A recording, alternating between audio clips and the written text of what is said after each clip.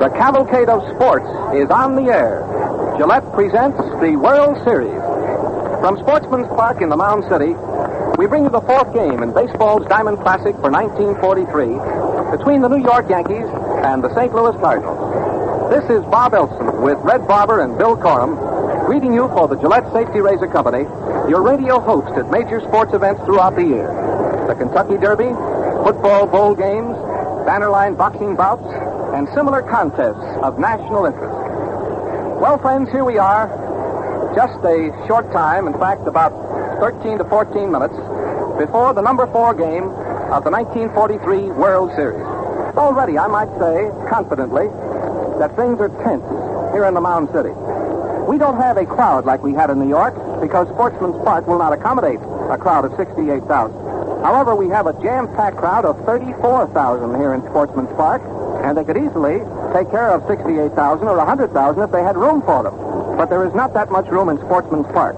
And so a crowd of 34,000 fans will see the actual playing of the number 4 game in the World Series. And I believe, getting right into the news of the day, fans, it is the decision of manager Joe McCarthy to start Marius Russo, his left-hander, in this 4th game. Russo is the successor to the famed goofy Castilian, Vernon Gomez, as the key left-hander of the Yankee pitching staff.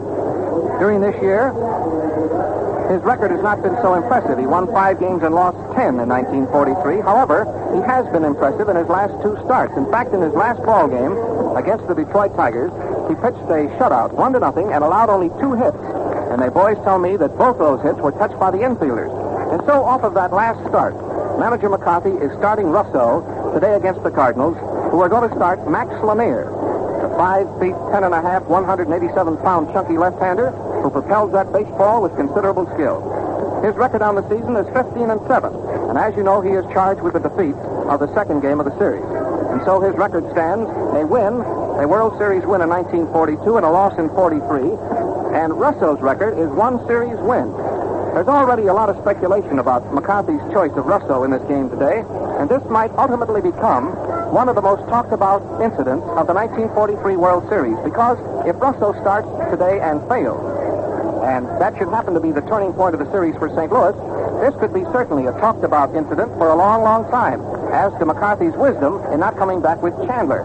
However, if Russo should start today and beat St. Louis, then this could be another stroke of that McCarthy genius that is already legendary in baseball circles. Now, Bill Corum has a lot more news for you, so I'm going to get right into the actual batting order and lineup for the ball game today.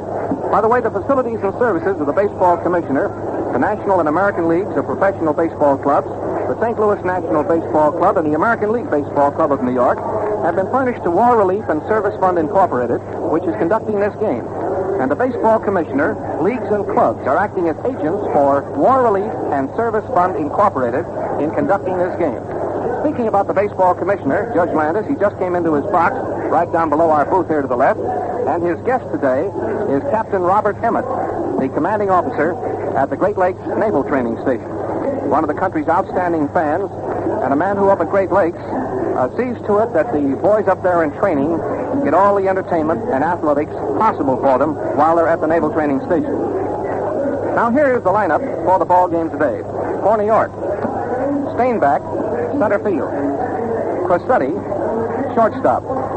Johnson, third base. Keller, left field. As I'm giving you this lineup, you can probably hear the park announcer calling it out up here in the press box. Number 5 will be Gordon at second base, batting 5th. Dickey, catching. Etten, first base. Lindell, right field. And the pitcher will be Marius Russo, a left-hander, who, by the way, stands 6 feet 1. He was born in Brooklyn in 1914. Now for the Cardinals. Klein, second base. Harry Walker, center field. Musial, right field. Walker Cooper, catching. Karofsky, third base. Sanders, first base. Litweiler, left field. Marty Marion will be at shortstop, and the pitching will be handled by chunky Max Lanier. So, friends, there is the setup of the number 4 game of the World Series, and here is Bill Corum coming into the chair next to me to our mutual microphone with his customary, colorful, 3-game story of just exactly what he sees out here and what you may expect to see in this number 4 game of the World Series. Come in, Bill Corum. Thank you, Bob, and good afternoon, baseball fans everywhere. Particularly those of you in the service of our country who are playing in the real World Series and writing the finest chapter in the history of the world. We see from the papers that our boys, and also girls, if they are fans, and many of them are, in Africa and Italy, are going to get this 4th game of the 40th World Series in complete detail. General Eisenhower, who once was a pretty fair ball player himself, by the way, wanted it so, and we hope the troops will enjoy every minute of it. So we hereby dedicate the broadcast of this most crucial game between the closely matched St. Louis Cardinals and the New York Yankees to all those in the overseas service from this nation where baseball is the beloved national pastime. Speaking of General Eisenhower as an athlete, did you ever know that 6 members of the 1915 West Point baseball team now hold the rank of Major General or higher in active service?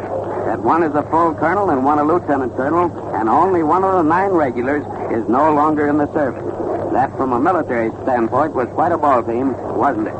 General Omar Bradley, a Missourian, was the star of that 1915 outfit on the plains, and the only reason that General Eisenhower was not on the team was that he had hurt his knee the previous autumn in a football game with Yale. But I know it's today's game between the Yanks and Cards that you want to hear about. Well, if my guess after seeing 24 World Series is worth anything, this game is it. In every World Series, as in every individual game, there comes a break. The point where it is won and lost. If my guess is right, this 4th game, with the Yankees leading at 2 victories to 1 as it begins, will be the tell on the series. The Cardinals must win today, or they will be playing sudden death baseball with a Joe McCarthyman tomorrow and in every other game until the series is finally decided. Playing sudden death ball with the Yankees in 3 successive games is nobody's idea of a good time. And that's pretty obvious, of course. A 2-game deficit in a best 4 out of 7 game series is a mighty high hill to climb. Of course, the Cards might do it. They're a game outfit, and anything can happen in baseball. But I really believe this is a game they must have if they expect to retain the World Championship they won so gloriously last fall. Naturally, Billy Southworth knows that, too.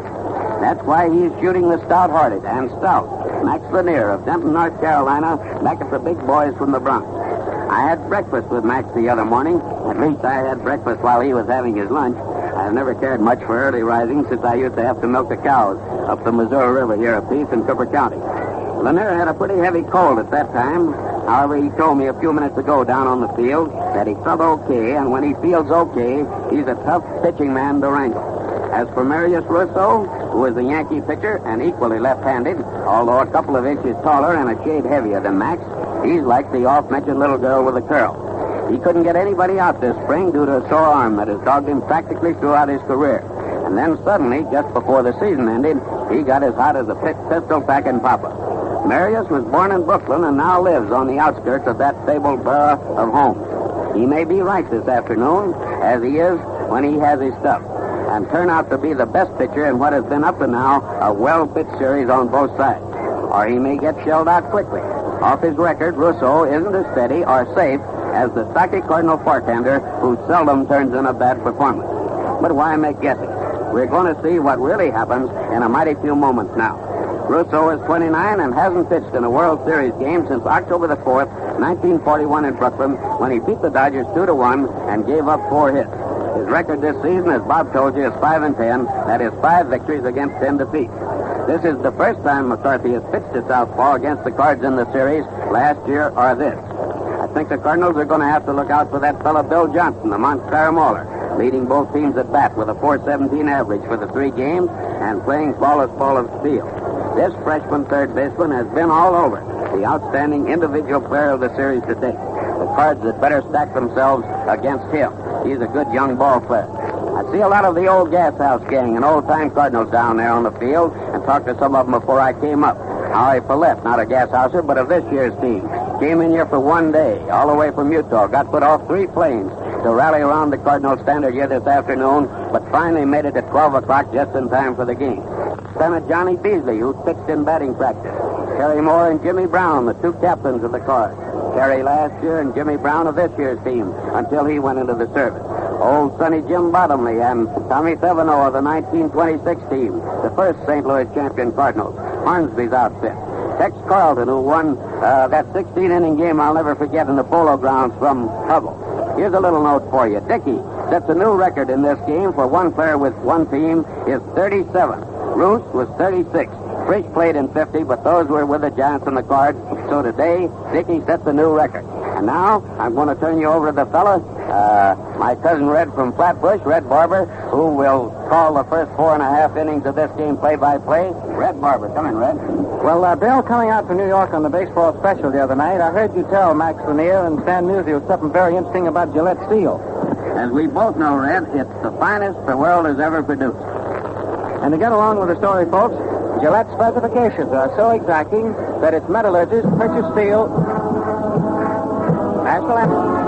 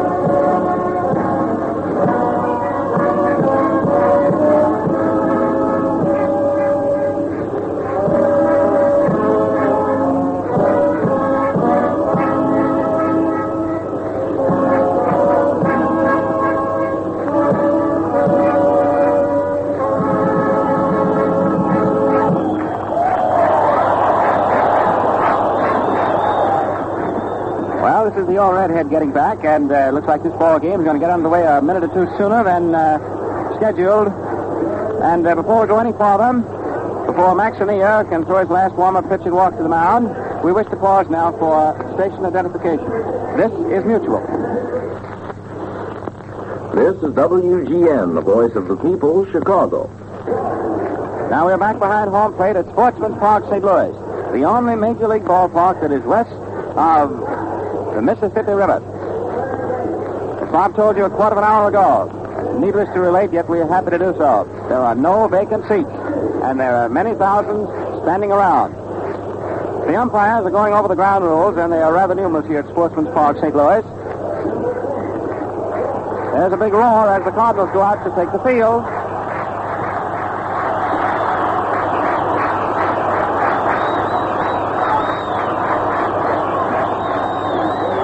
The umpires, Bill Stewart of the National League, will be working balls and strikes, acting as umpire-in-chief today, back of the plate. At first base of the American League, Eddie Rommel.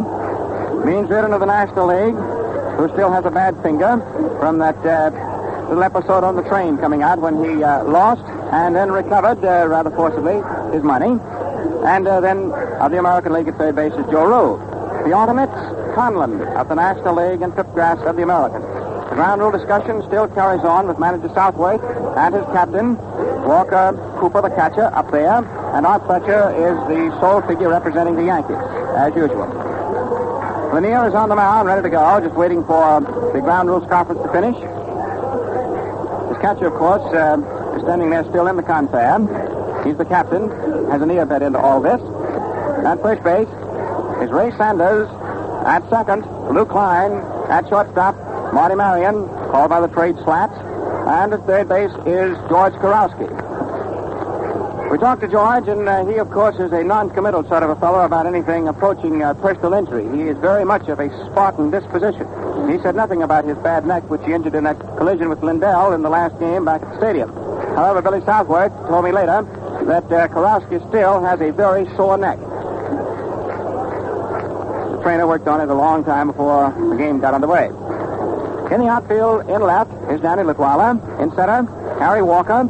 And in right field is Stan Musial. The Cardinals have not made a starting change in their team outside of the pitcher since the series began. Walker Cooper is taking one or two preliminary pitches from Lanier. The left-hander coming back for the second time. He makes the first pitcher to come back twice so far in this 1943 Fall Classic. The first game, he started at the stadium, and he lost it to Chandler. That was the 4-2 ball game. Lanier went the first 7 innings, gave up 4 runs, of which 2 earned, gave up 7 hits, walked none, and threw one tremendous wild pitch, if you recall. It hit the ground, hit Walker Cooper's mitt, hit his forearm, hit the point of his shoulder, and went straight up into the air, and that was the one that Walker Cooper couldn't find. And Lanier had stuff in that first game and struck out 7. Now he's ready to go for the second time. Stepping in for the Yankees is Steinbach. Steinbach, Crosetti, Johnson, Keller, Gordon, Dickey, Etten, Lindell, and Russo. The game that Russo previously appeared in the World Series was back against the Dodgers in 41, and that was the game that 2-1 that Fitzsimmons was hit on the knee, if you recall. Now Lanier looks down, takes the sign for the first pitch. The left-hander delivers low inside for ball 1. And game 4 is begun. Steinbach so far has 2 hits out of 11 official at-bats. Right-hand batter. Stands pretty well back in the box. He's a slender fellow. Swings and hits a high foul ball that first baseman Sanders is under. He's waiting, and he makes the catch just outside the first base coach's box. 1 man up and 1 man gone. Steinbach fouling out to the Cardinal first baseman. The Yankee coaches, as usual, Earl Combs back at first, and at third, Art Fletcher. Frankie Crosetti, veteran shortstop.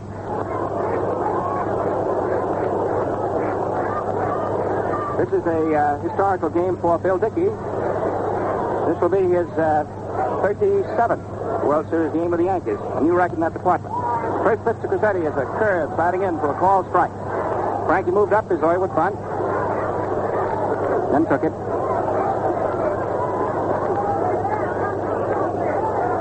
Outfield around toward left. Then to full. Lanier delivers a knuckleball that is high inside. 1-1. 1 ball, 1 strike.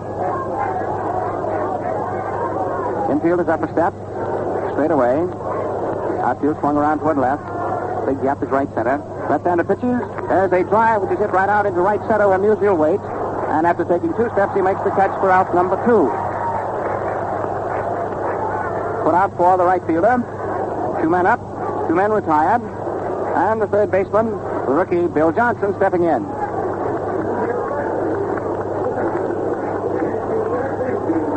Johnson leaning in over the plate, wearing number 7. He's stockyish. Chokes that stick just slightly.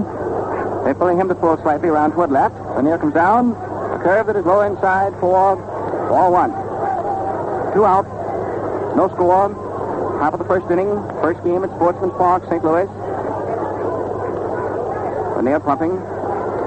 Delivers a knuckler that is in there for a called strike. 1 ball, 1 strike. Lanier used his knuckleball on occasion last year. This year, he's used it very much. Bends at the knees as he pumps, delivers, swung on, and beaten foul down against the batter's legs. 1 ball, 2 strikes. Walker Cooper went down the line, retrieved it. Great umpire Stewart examines it, throws the ball out. And a new one is put in. 1 ball, 2 strikes. 2 men out, nobody on. Just the start of things.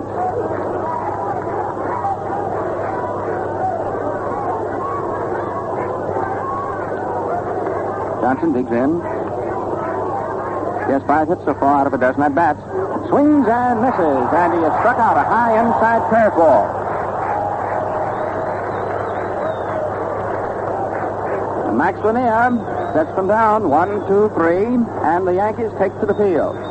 Wearing, of course, their gray road uniforms. The Cardinals are wearing their white trim with cardinal red home suits. For the Yankees, as they go afield, left-hander Marius Russo. Name is spelled R-U-S-S-O, and as Marius himself says, he wishes it called Russo and not Russo. Russo on the mound. Bill Dickey, back of the plate. The infield, Nick Etten at first base. At second base, Joe Gordon. Shortstop, Frank Crosetti. Third base, rookie Bill Johnson playing his first World Series.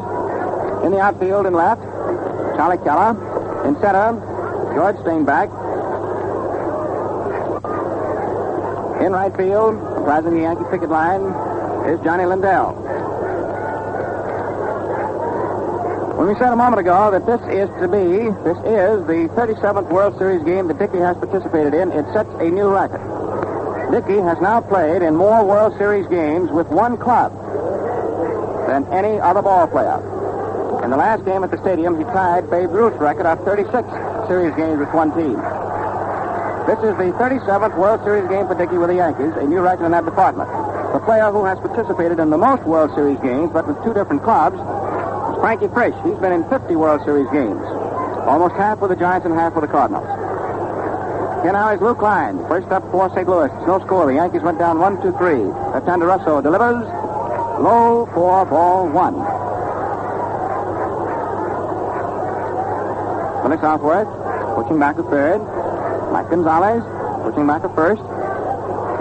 Russo comes down, three-quarter overhand and outside for ball two. 2-0.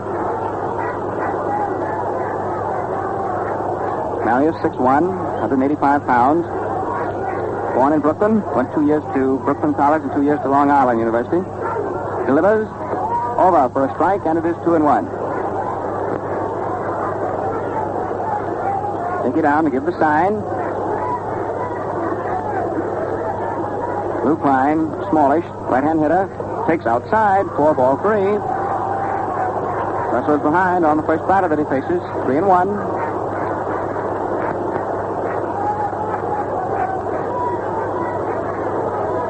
It's a very excited crowd here at St. Louis. And that's still a second. 3-1 pitch. Over for call, strike two, just above the knees. 3-2.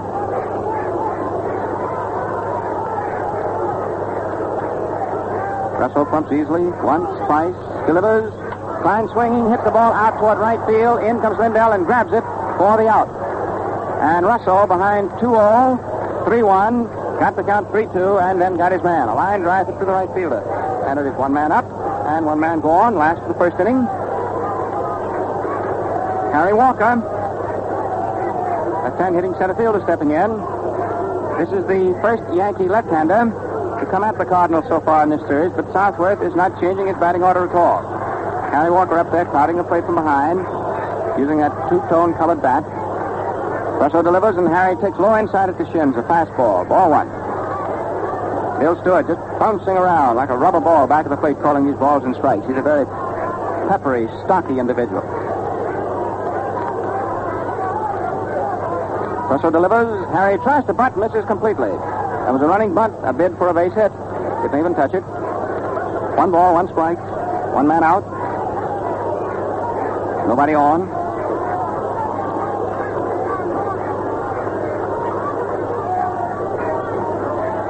Harry gets that cap set just right. He's very particular about it.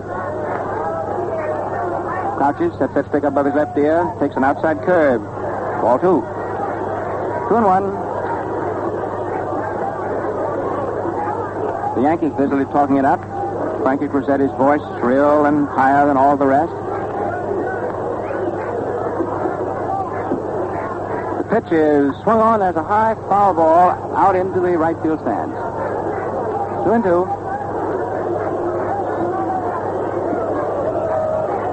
.310 feet along the right field line. To center field, it is 425. Along the left field line, it is 351. In other words, this is a park that favors a left-handed batter who pulls the ball toward right field.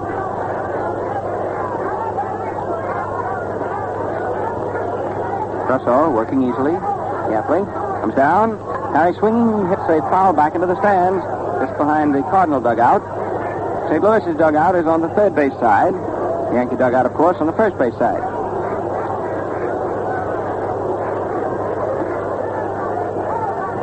Russo stands to rear the mound, going for the pitcher's rosin bag.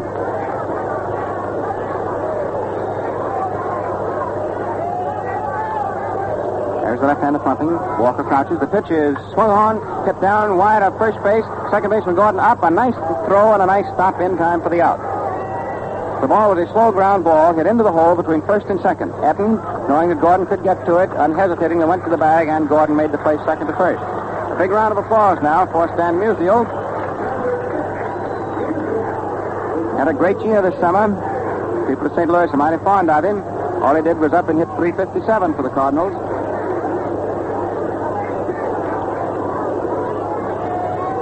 They play him straight away and takes a curve good for a call strike above the knees. Nothing in one. Musial has 3 for 11. 2 men out. The pitch is an underhand side-on ball that is lined right to second baseman Gordon for the third out. Russo, an underhand crossfire. Musial lined it right at Joe Gordon. Marius Russo, who won the starting assignment for the Yankees today, contends that the way that you pamper your whiskers, friends, has plenty to do with shaving ease and speed. And, of course, he's right about that. For a dry whisker is actually as tough as copper wire, and a man has some 12,000 to 15,000 of them on his face. Now, Marius puts in with me that the quickest, easiest way to soften wiry stubble is to use Gillette Lather Shaving Cream. That's the fact, men. For this cream holds abundant moisture and keeps your beard saturated all the while you're shaving. Folks, use Gillette Lather Shaving Cream and enjoy shaving comfort that's real. While our armed forces overseas are receiving this broadcast simultaneously with you, they are given no idea that it is brought to them by the Gillette Safety Razor Company. This is because of Army regulations prohibiting mention of a company or its products on shortwave programs. For this reason, you'll notice that we are avoiding all mention of the sponsor during our running account of the game and limiting commercial messages to the periods between innings, so that they may be cut out by the shortwave operator. Gillette gladly makes this sacrifice to guarantee an adequate broadcast to our men in the war zone. Charlie Keller, first up in the second inning, and when the air pitches down and away from him, low outside for ball 1.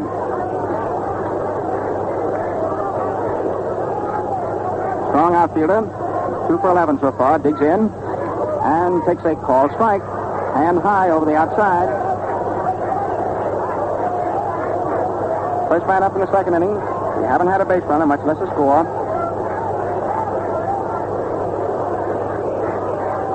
Keller's the type of batter who just overpowers a baseball.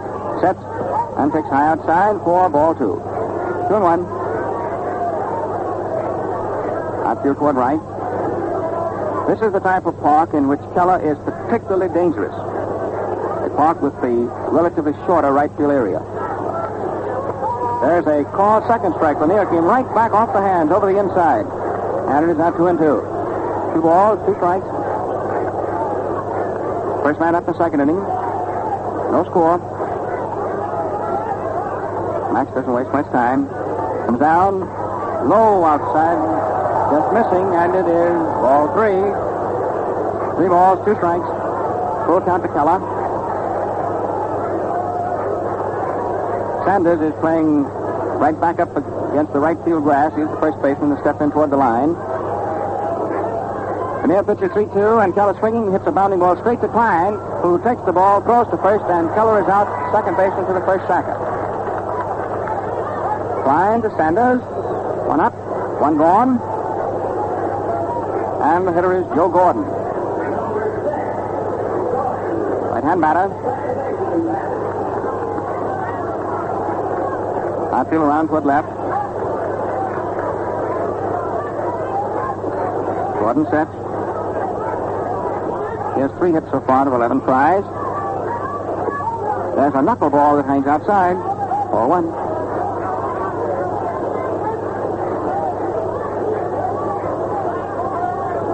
Gordon pretty well back behind the plate. Deep in the box. Swings, hits a long drive foul that is coming close to the stands and into them. Midway out along the left field. 1-1. You know, there is one person who is in the stands today looking on that, he's going to feel happy no matter who wins, and he will have a reason for feeling rather sad no matter who loses. I'll tell you about him in a moment. 1-1 pitch is high inside for ball 2. That is Ziggy Sears, the National League umpire. His son is the Ziggy Sears, the second string catcher for the Yankees. In other words, Ziggy works in one league, and his boy plays in the other. A pitch is swung on as a high fly ball into left field. Underneath it is Litwiler. Comes in one step, two steps, waits. He has it. Put out for the left fielder. 2 up, 2 down. So far, we've had superlative pitching. Haven't had a base runner. Just the second inning. The Yankees, the visitors, here in this opening game at St. Louis, which is game 4 of the series. And here is Bill Dickey stepping to the plate for the first time as he is setting a new record in World Series competition. This is his 37th World Series game with the Yankees. Left-hand batter, Bill swings and hits it foul right back into catcher Walker Cooper. That staggered the catcher there for a moment, but he recovers.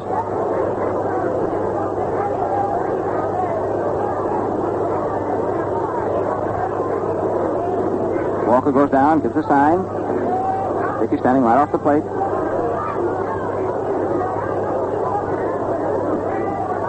Lanier delivers. Dickey swings, hits it right back to the mound. Lanier grabs it like a big cat, throws to first, and Dickey is cut down before he's halfway along the line. Pitcher to first, and it is still nothing across. Well, while Russo is going out to the mound to warm up at the moment, I just want to toss in something more about Gillette steel that I'm sure will interest you. It's not only the finest razor steel the world knows, but it is tempered to glass-cutting hardness. And I mean exactly that. This steel actually is hard enough to cut glass, and you can easily prove it to yourself. Thus, today's Gillette Blue Blade, with the sharpest, smoothest finished edges ever honed, stands up for one quick, easy shave after another. In fact, it's the longest-lasting blade there is and saves you plenty of money. So, men, why not give your face a treat? It's the only face you're going to have. Try the blade that's tops for fellows like Klein, Gordon, and Walker, and millions of other tough-bearded men everywhere. Enjoy the slickest shaves of your life, the smoothest and best-looking. Marius Russo on the mound has just thrown down his last preliminary pitch to Bill Dickey.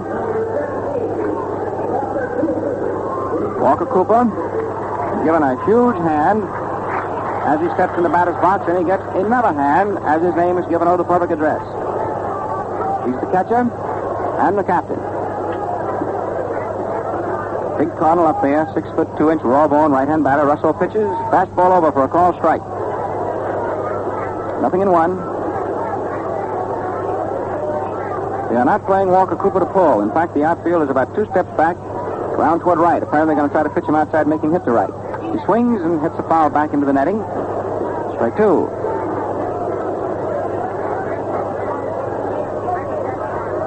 New ball in play.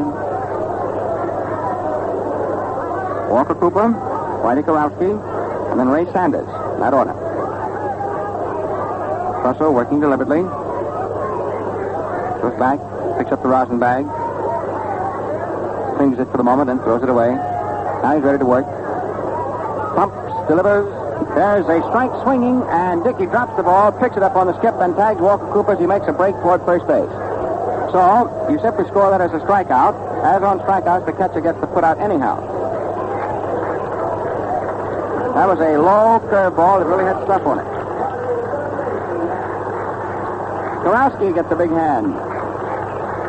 Cardinals are born today, you know.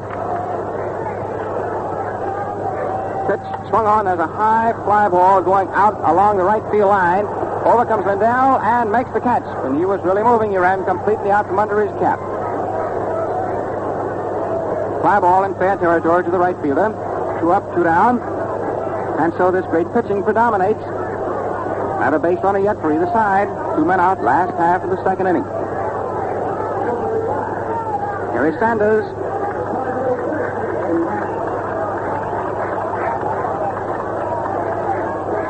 Tall, string bean type of hitter. Left-hand batter. Declared to pull slightly toward right. Swings and misses, going after a curve off the hands. Strike 1.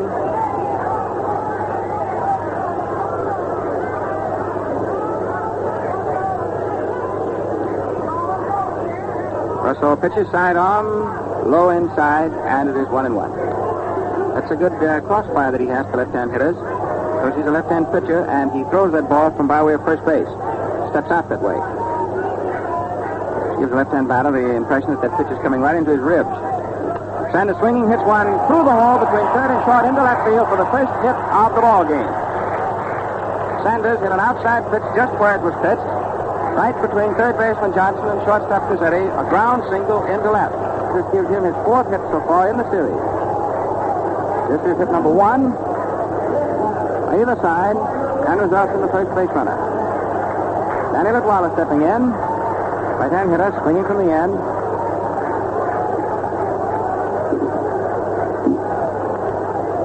Outfield a step toward left.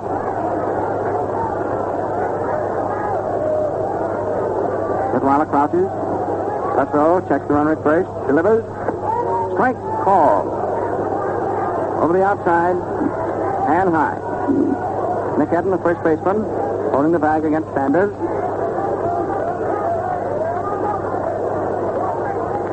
Throw. Swung on, hit down to third. Johnson up goes the short way, throwing to second to Gordon for the force. And Sanders is forced to second base. Third baseman Johnson to the second tracker, Joe Gordon. Back up Litwala has a force out. No runs. One hit. One man left. Four St. Louis from the last to second for the Yankees, no errors.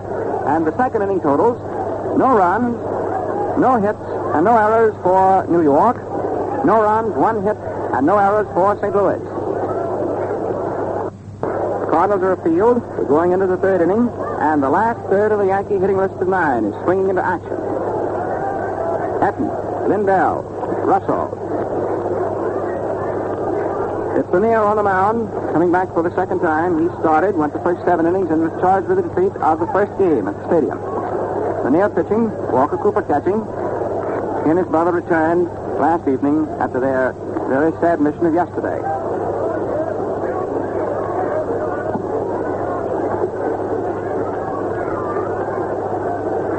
At first base, Sanders, second Klein, shortstop Marion, and at third, Kurowski. Litwala is in left, center Harry Walker, and in right field Musial. Nick Etten stepping in. Big, strong, left-handed batter. Stands with his feet close together, completely open stance. Goes down into a severe crouch. Etten has 1 hit out of 12 at-bats. Lanier pitches, call strike. Sharp curve over the outside. The left-hand pitcher works on a left-hand batter.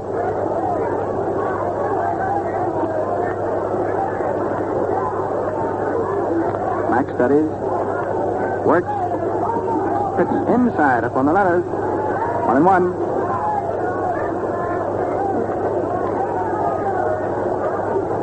The crowd, which for the first 2 innings, keeping up sort of a constant hubbub, now seems to be settling down. The pitch, outside for ball 2. High and wide. 2 balls, 1 strike. Lanier slips his glove. Goes back to the rosin bag.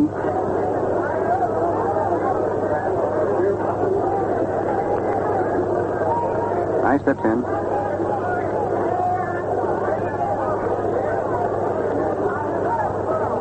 The throw swung on as a high fly ball into very short left. Shortstop Marion signals he'll take it, and he does.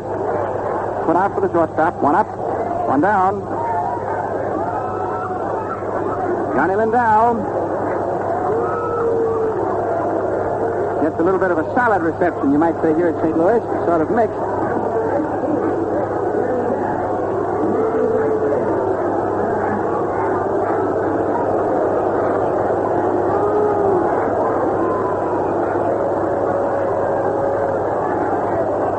Lindell sets himself for right-hand hitter. Call strike. Third ball just above the knees over the inside. 0-1. Johnny didn't particularly like the call on that. Stepped back out. A little dirt on his hands. Now gets in.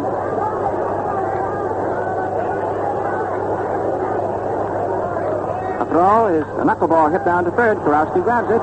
Throws to first, and Kurowski throws Lindell out. Kurowski to Sanders, and it is 2 up, 2 down. Top half the third inning. Great pitching. That's the story. In fact, the story so far, just one word. Pitching. Pitching by Lanier, who's now toiling against the Yankees. Pitching by Russo, who is the starting pitcher for New York. Russo stepping in. Given a round of applause as his name is given over the public address here at St. Louis. He's a right-hand hitter. Lanier comes over but too low. Ball one. 2 men out. Nobody on. No score. Top of the third inning. Pitch swung on and slashed foul into the right field stands. 1-1. Russo can hit a ball very hard. If you don't think so, you can ask one particular person, Fred Fitzsimmons. Russo, who hit that ball back at pitch, if you recall, in the 41 series. There is a pitch just outside. Ball 2. 2-1.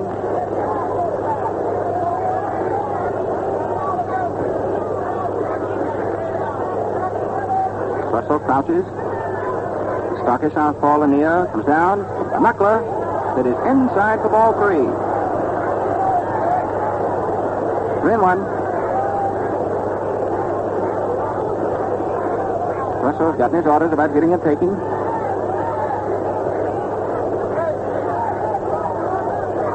The throw, swung on, foul back into the stand behind first base. That's a full count of 3-2.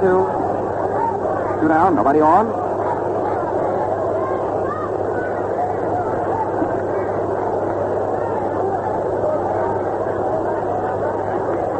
Russo digs in. Bends at the knees in his crouch. Walker Cooper stays low. Lanier pumps, throws, low for ball 4. And Lanier puts the first Yankee runner on in the ballgame. Down, knuckler that is inside for ball 3. 3-1. Russo's gotten his orders about hitting and taking.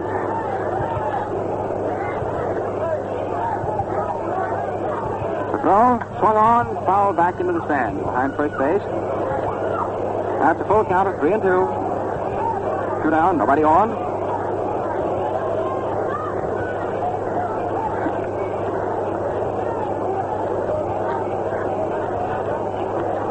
Russo digs in. Bends at the knees in his crouch. Walker Cooper stays low. Lanier pumps, throws, low for ball 4. And Lanier puts the first Yankee runner on in the ballgame. A base on balls to pitcher Russo. This is then the first walk that Lanier has given up. He went 7 full innings in game 1 and didn't walk anybody. George Steinbach, who began the ball game, fouling out to the first baseman. Steinbach now has 2 hits for a dozen official at-bats. Digs in. No score. The pitch is swung on, hit down towards second. Klein has to hurry, juggles the ball, and can't make the play. It was a high-speed ground ball. That is juggled. Klein couldn't make the play. He speared forward with one hand. The ball rolled up his arm, and it is charged an error against the Cardinals' second baseman. The 9th error that the Cardinals have made so far in the series. So, this gives the Yankees now a real threat. On that error, Russo pulled up at second base. Steinbach reached first base. An error charged against second baseman Klein. Frankie Crosetti, always dangerous. Veteran, right-hand hitter. Takes a pitch low. Ball 1.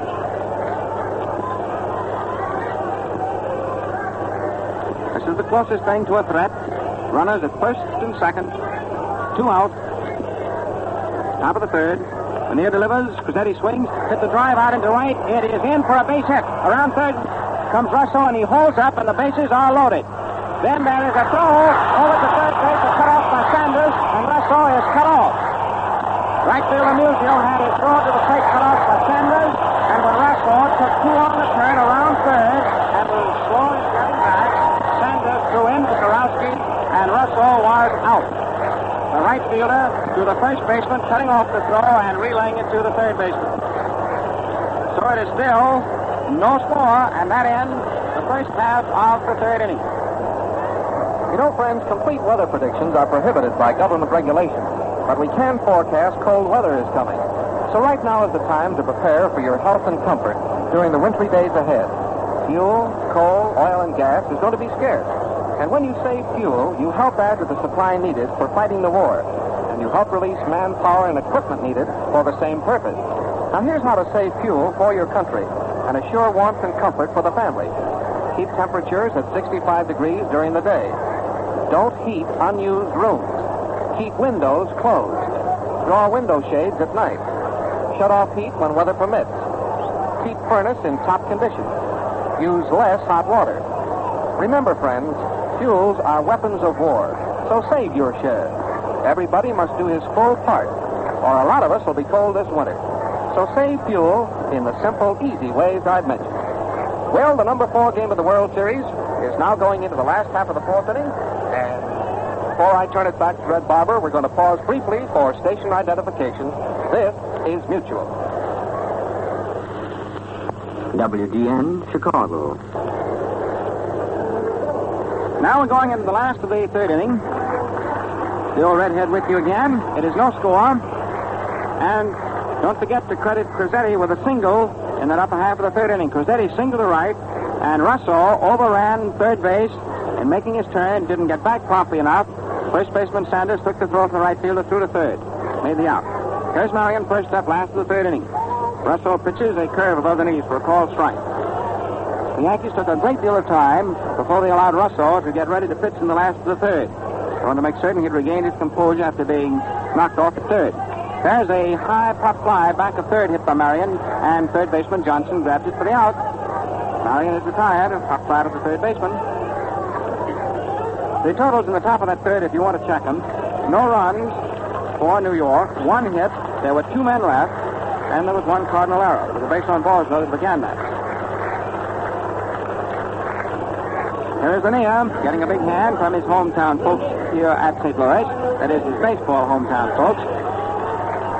His real hometown folks would be Denton, North Carolina.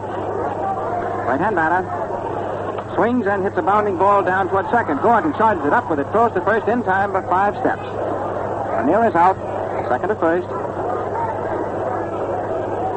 2 up, 2 down.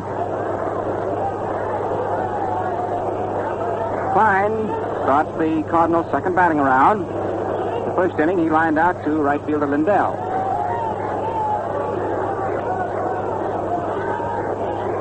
Right-hand hitter had 2 hits out of 13 official trips. Russo left-hands the pitch, low inside, down by the shins. Ball 1. The outfield is a step toward left.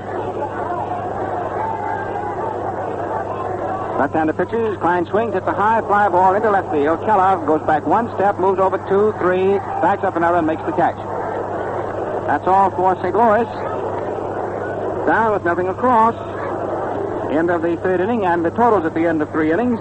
Bob, if you will, check me on these, please, so we keep everybody listening in absolutely accurately in touch. No runs, 1 hit, and no errors for the Yankees. No runs, 1 hit, and 1 error for the Cardinals. You check those, Bob? Right. Well, Bob, I'd like to have your observation here for a second. How have you seen these 2 pitchers, these 2 left-handers? Well, Red, it looks like it's going to be the same story as it was in New York. Another whale of a ball game. This, as Red has already told you, friends, the accent is definitely in this series on pitching. We're seeing some wonderful pitching so far on the part of Marius Russo, who, as I told you in the color in the beginning of the game, was sort of a question mark. Lanier is pitching his same steady ball game that you can expect from Lanier, and this looks like this is going to be a real ball game right down to the wire. Red, come in. Right-o, Bob. For the 4th inning, it is Bill Johnson, Charlie Keller, and Joe Gordon. In other words, we're into the real tough, hard-swinging, hard-hitting section of the Yankee batting list.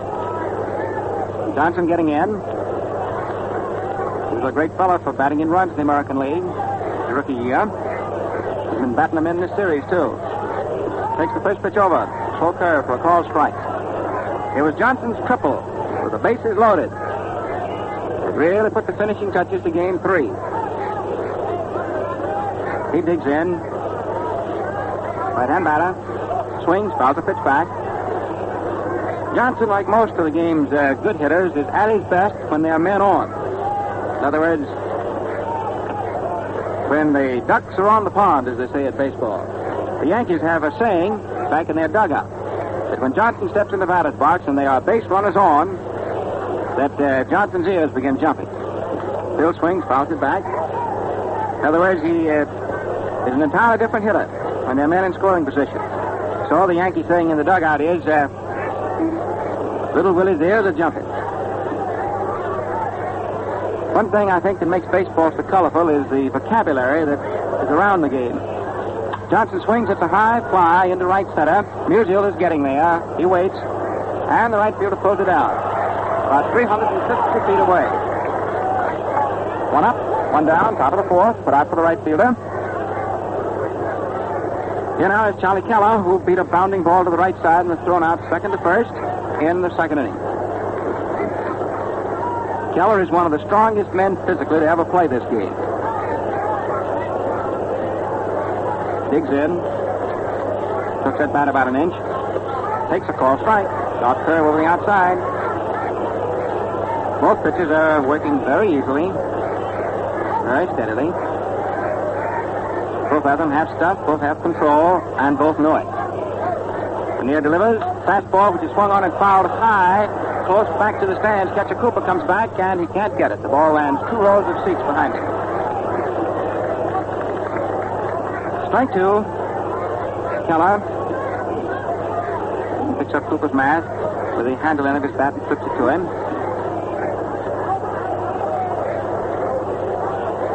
One man out, nobody on. Top of the fourth. It is no score between the Yankees and the Cardinals at Sportsman's Park, St. Louis. Game 4 of the series. Keller swings and is struck out. There was a half swing, but the pitch was in there either way. Charlie's a little bit unhappy. Then Dan visits with Bill Stewart. Now he goes walking away. That's the second strikeout for Lanier, giving him 9 strikeouts so far in 10 and 2/3 innings pitched so far this World Series. That last pitch had something on it. And here's Joe Gordon. Hit a fly ball. Left fielder McWilder in the second inning. Joe for 1 today. Joe is 3 for 12 so far in the series. Pitch is high outside. Joe refused to chase it. Ball 1. 2 men out. Nobody on. Top of the fourth. No score. Brilliant defense. Brilliant pitching. Throw. All strike. Just slipping the inside, right up by the hand. Gordon backs out of there. I think he's holding down his rain barrel, but sort of softly. Guy gets in. Lanier nods to Catcher Cooper's sign. Pumps, pitches, knuckler, swung on, get out into left center field. Harry Walker comes over, and he can't stay with it. Gordon is around first base. He's in his way for second. Litwaller picks up, throws in. It is a double drilled up the alley into left center field. Harry Walker dove for the ball and got the end of his glove, the fingertips of his glove, just at the grass root as the ball came in. He couldn't hold it, rolled over a couple of times, and Litwaller retrieved. And for Joe Gordon, it is a double. Too bad. Harry Walker really made the try. That is his number 2 for New York. His number 3 so far in this 4th game. Now with 2 men down, Bill Dickey stepping in. Lanier has to be very careful. Gordon at second. Ready to scamper on anything. The Yankees coming up for their second consecutive threat after Lanier had retired their first 8 batters. No score. 4th inning, 2 out. Gordon at second. Dickey digs in. Lanier pitches, and Bill swings. There's a base hit into left center. Here is Gordon coming around third. He'll score. Harry Walker picks up with his gloved hand, throws to second, and it's a single for Dickey. And the Yankees go ahead 1-0. And Dickey is celebrating today 37th World Series game with the Yankees, which is a new record for the most number of games played by one player with the same team. Drives in the Yankees' first run. And these 2 hits have been hard hits. Dickey's went between shortstop Marion and second base itself. Single to left center. Up now is Nick Etten, who popped the short his first at bat. The Yankees lead 1-0. Dickey at first. Etten swings, hits a bounding ball back at second base. Flying up, trips over to Marion, the shortstop for the 4th on Dickey. That's the 3rd out. And the Yankees in the top of the 4th inning. 1 run, 2 hits, One man left. And they lead the Cardinals 1-0 with St. Louis coming in for the last half of the fourth. And now, while I've got the chance to pass it along, here's Tuck Steinbeck's recipe for the slickest shaves that a man ever had. All you need is a tube of Gillette Lava shaving cream and your Gillette razor with a keen Gillette blue blade in it. First, wash your face thoroughly to remove oily film from your whiskers and give them a real soaking. Next, whip up a rich, creamy, moisture-laden lather. Dip your brush in water repeatedly. Work the lather in. Then just guide your razor. Don't bear down. Let it glide lightly and skim the whiskers off clean as a whistle. Fellas, this way you walk through tough beard 1, 2, 3, smoothly, pleasantly. There's no drag, no pull. Your face beams like a kid's and feels years younger. Now, you see if Tuck's formula isn't the pennant winner in your league. You ask for Gillette Lather shaving cream. Last of the fourth inning, Harry Walker, first up. Followed by Stan Musial, Walker Cooper. Now Russo is pitching with a one-run advantage. The Yankees lead 1-0. And the Cardinals, of course, Bill Corum very pointedly told you before the game began, the Cardinals feeling that this must be a game for them. Now hope to promptly strike back. Well, we'll see. Harry Walker digs in, swings and hits a high fly ball into left field, Keller under it, and makes the catch about 10 yards inside the line. Harry Walker out, fly ball to left fielder Charlie Keller of the Yankees, going after the first pitch, the last of the fourth. And now is Stan Musial, whose line drive was grabbed by second baseman Gordon in the first inning.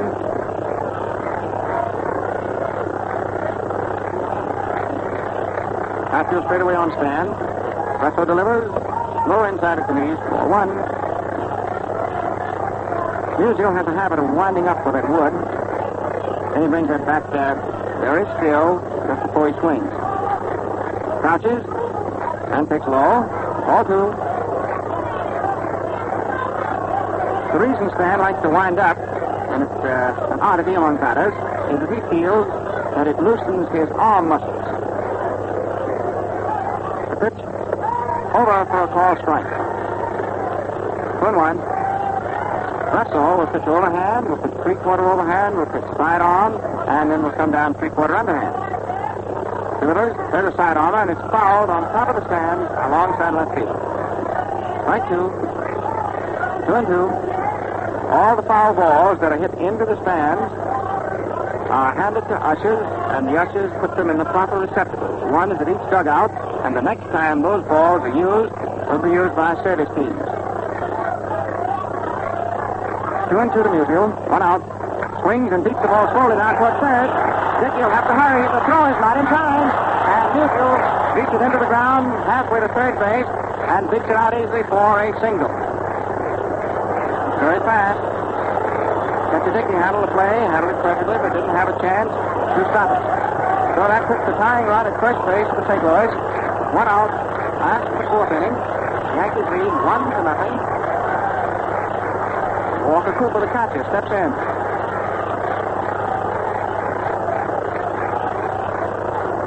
The outfield is back toward right. The biggest hole is left center. Walker swings, hits the ball out to right field, and Lindell comes on to make a nice catch to throw it to first base, but Musial gets back just in time. That Lindell really threw for right field, a high strike. The Walker Cooper's hard line drive is caught by the right fielder. 2 gone, last of the fourth inning. George Karowski stepping in. Right-hand batter. The Yankees are ahead. 1-0. 2 out for the Cardinals. Last of the fourth. Stan Musial, who can fly, leading down on first. Throw to first. Not in time. Eppen returns.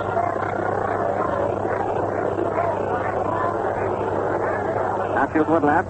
Karowski swings, hits the ball, and Gordon, a great one-handed catch of a low-line drive for the out. Joe Gordon took a base hit away from Karowski and absolutely prevented Musial going around the third base. Nice catch by second baseman Gordon. No run.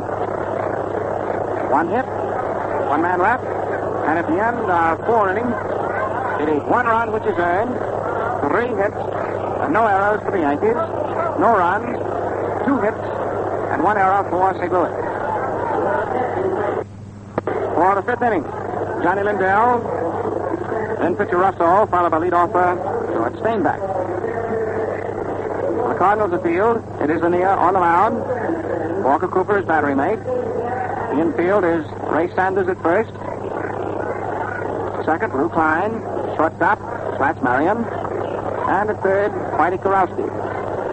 The outfield, in left, Yanni Litwala. In center, Harry Walker. In right, Stan Musial. The umpires, once again, back of the plate, Bill Stewart. First base, Eddie Rommel. Second base, Beans Reardon. And at third, Joe Rue.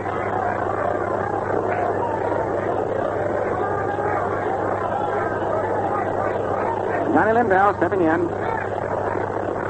All right-hand batter. Outfield toward left.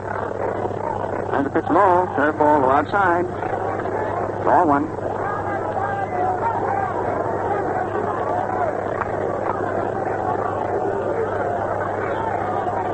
Lanier takes a long time getting the sign. Sign delivers. There's a foul back onto the screen. Out of play. 1-1.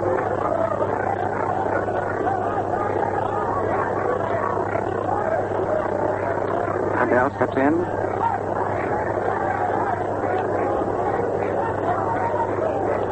Cooper stays low, back of the plate. The pitch is strike two. A half swing, the pitch in there anyhow. It was a knuckler, and this knuckleball that Lanier throws, he throws it just as hard as he can. It's a power pitch. It's not one of these slow, soft ones. In other words, the break isn't very big, but it is sharp. Lindell crouches. The pitch, high inside, fastball, 2-2. First man up in the fifth inning.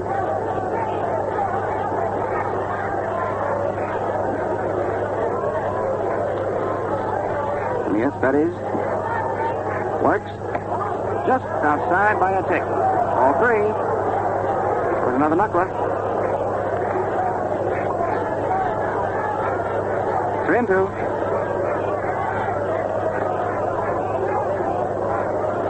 Max kicks a little dust there with his spikes. He's ready. Left-handed pumping. Comes down. Strike three swinging. Curveball. He struck him out and hung up his third strikeout victim. One up, one gone. Top of the fifth. Here is pitcher Russo, right-hand batter, and a good hitter among pitchers, who drew the base on balls in the third inning with 2 out, and thus became the first Yankee base runner of today.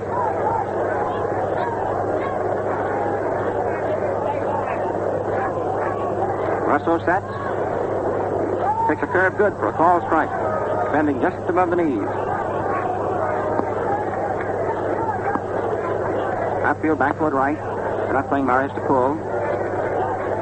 1-0. Favor the Yankees. One man out for them. Nobody on. The fifth inning. There's a line drive hit along the right field line. It is in for a base hit and goes back up against the boards. Russo turns to left at first. Musial chases the ball. Russo holds up at second, standing with a double. And Marius Russo promptly belts the two-bagger right out along the right field line. And it was well hit. Right on the nose. That's hit number 4. New York. Now with one man out, Russo's in scoring position. Top of the order is up. Steinbeck, followed by Crosetti.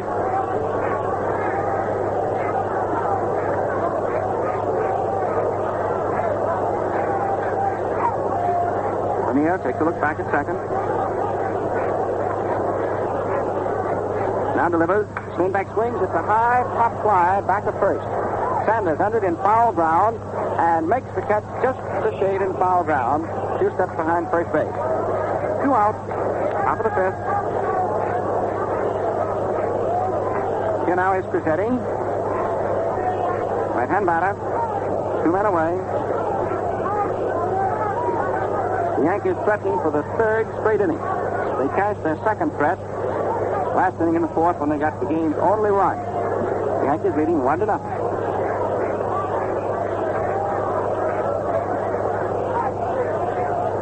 Lanier working very coolly. Digs in. The veteran Crosetti leans over the plate, swings, hits the ball along the right field line. It's coming down foul. Untouched for a long first strike.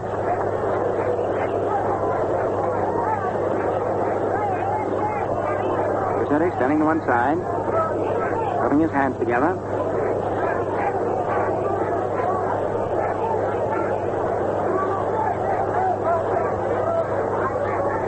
All set. Took that stick about 2 inches.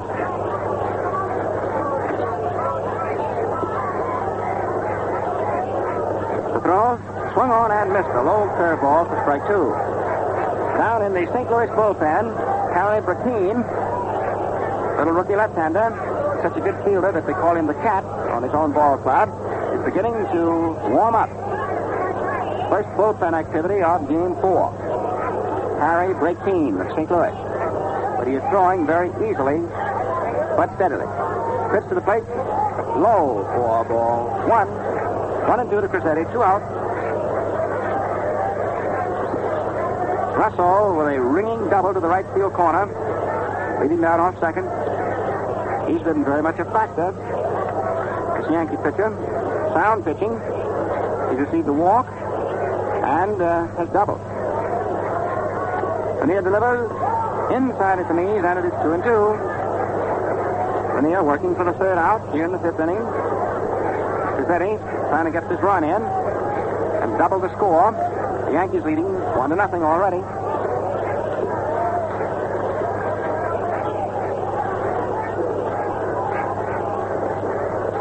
Max settles in position, delivers, strike 3 swing.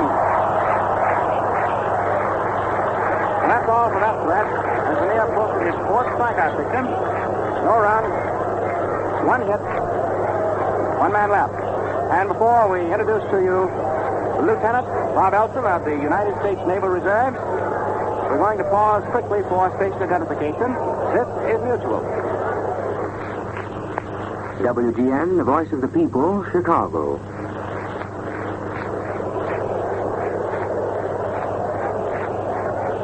Now we're back at Sportsman's Park, St. Louis. Marius Russo is beginning to warm up for the last half of the 5th inning with his veteran battery mate, Bill Dickey. And here now is Bob Elson, one of baseball's all-time great announcers, who has received special permission from the Navy to be on this broadcast. And it goes without saying that Bob's broadcasting fee goes entirely to Army and Navy relief. With a great deal of pleasure to you folks at home and to you folks of ours a long way from home, and we hope this broadcast is bringing you closer to home. Bob Elson. Thank you very much, Red Barber. Good afternoon, fans. Nice going, Red. That was a swell job. I'm sure that the millions of listeners to this World Series game, as well as all of our servicemen in all parts of the world, enjoyed your perfect call on the first half of this number 4 game in St. Louis.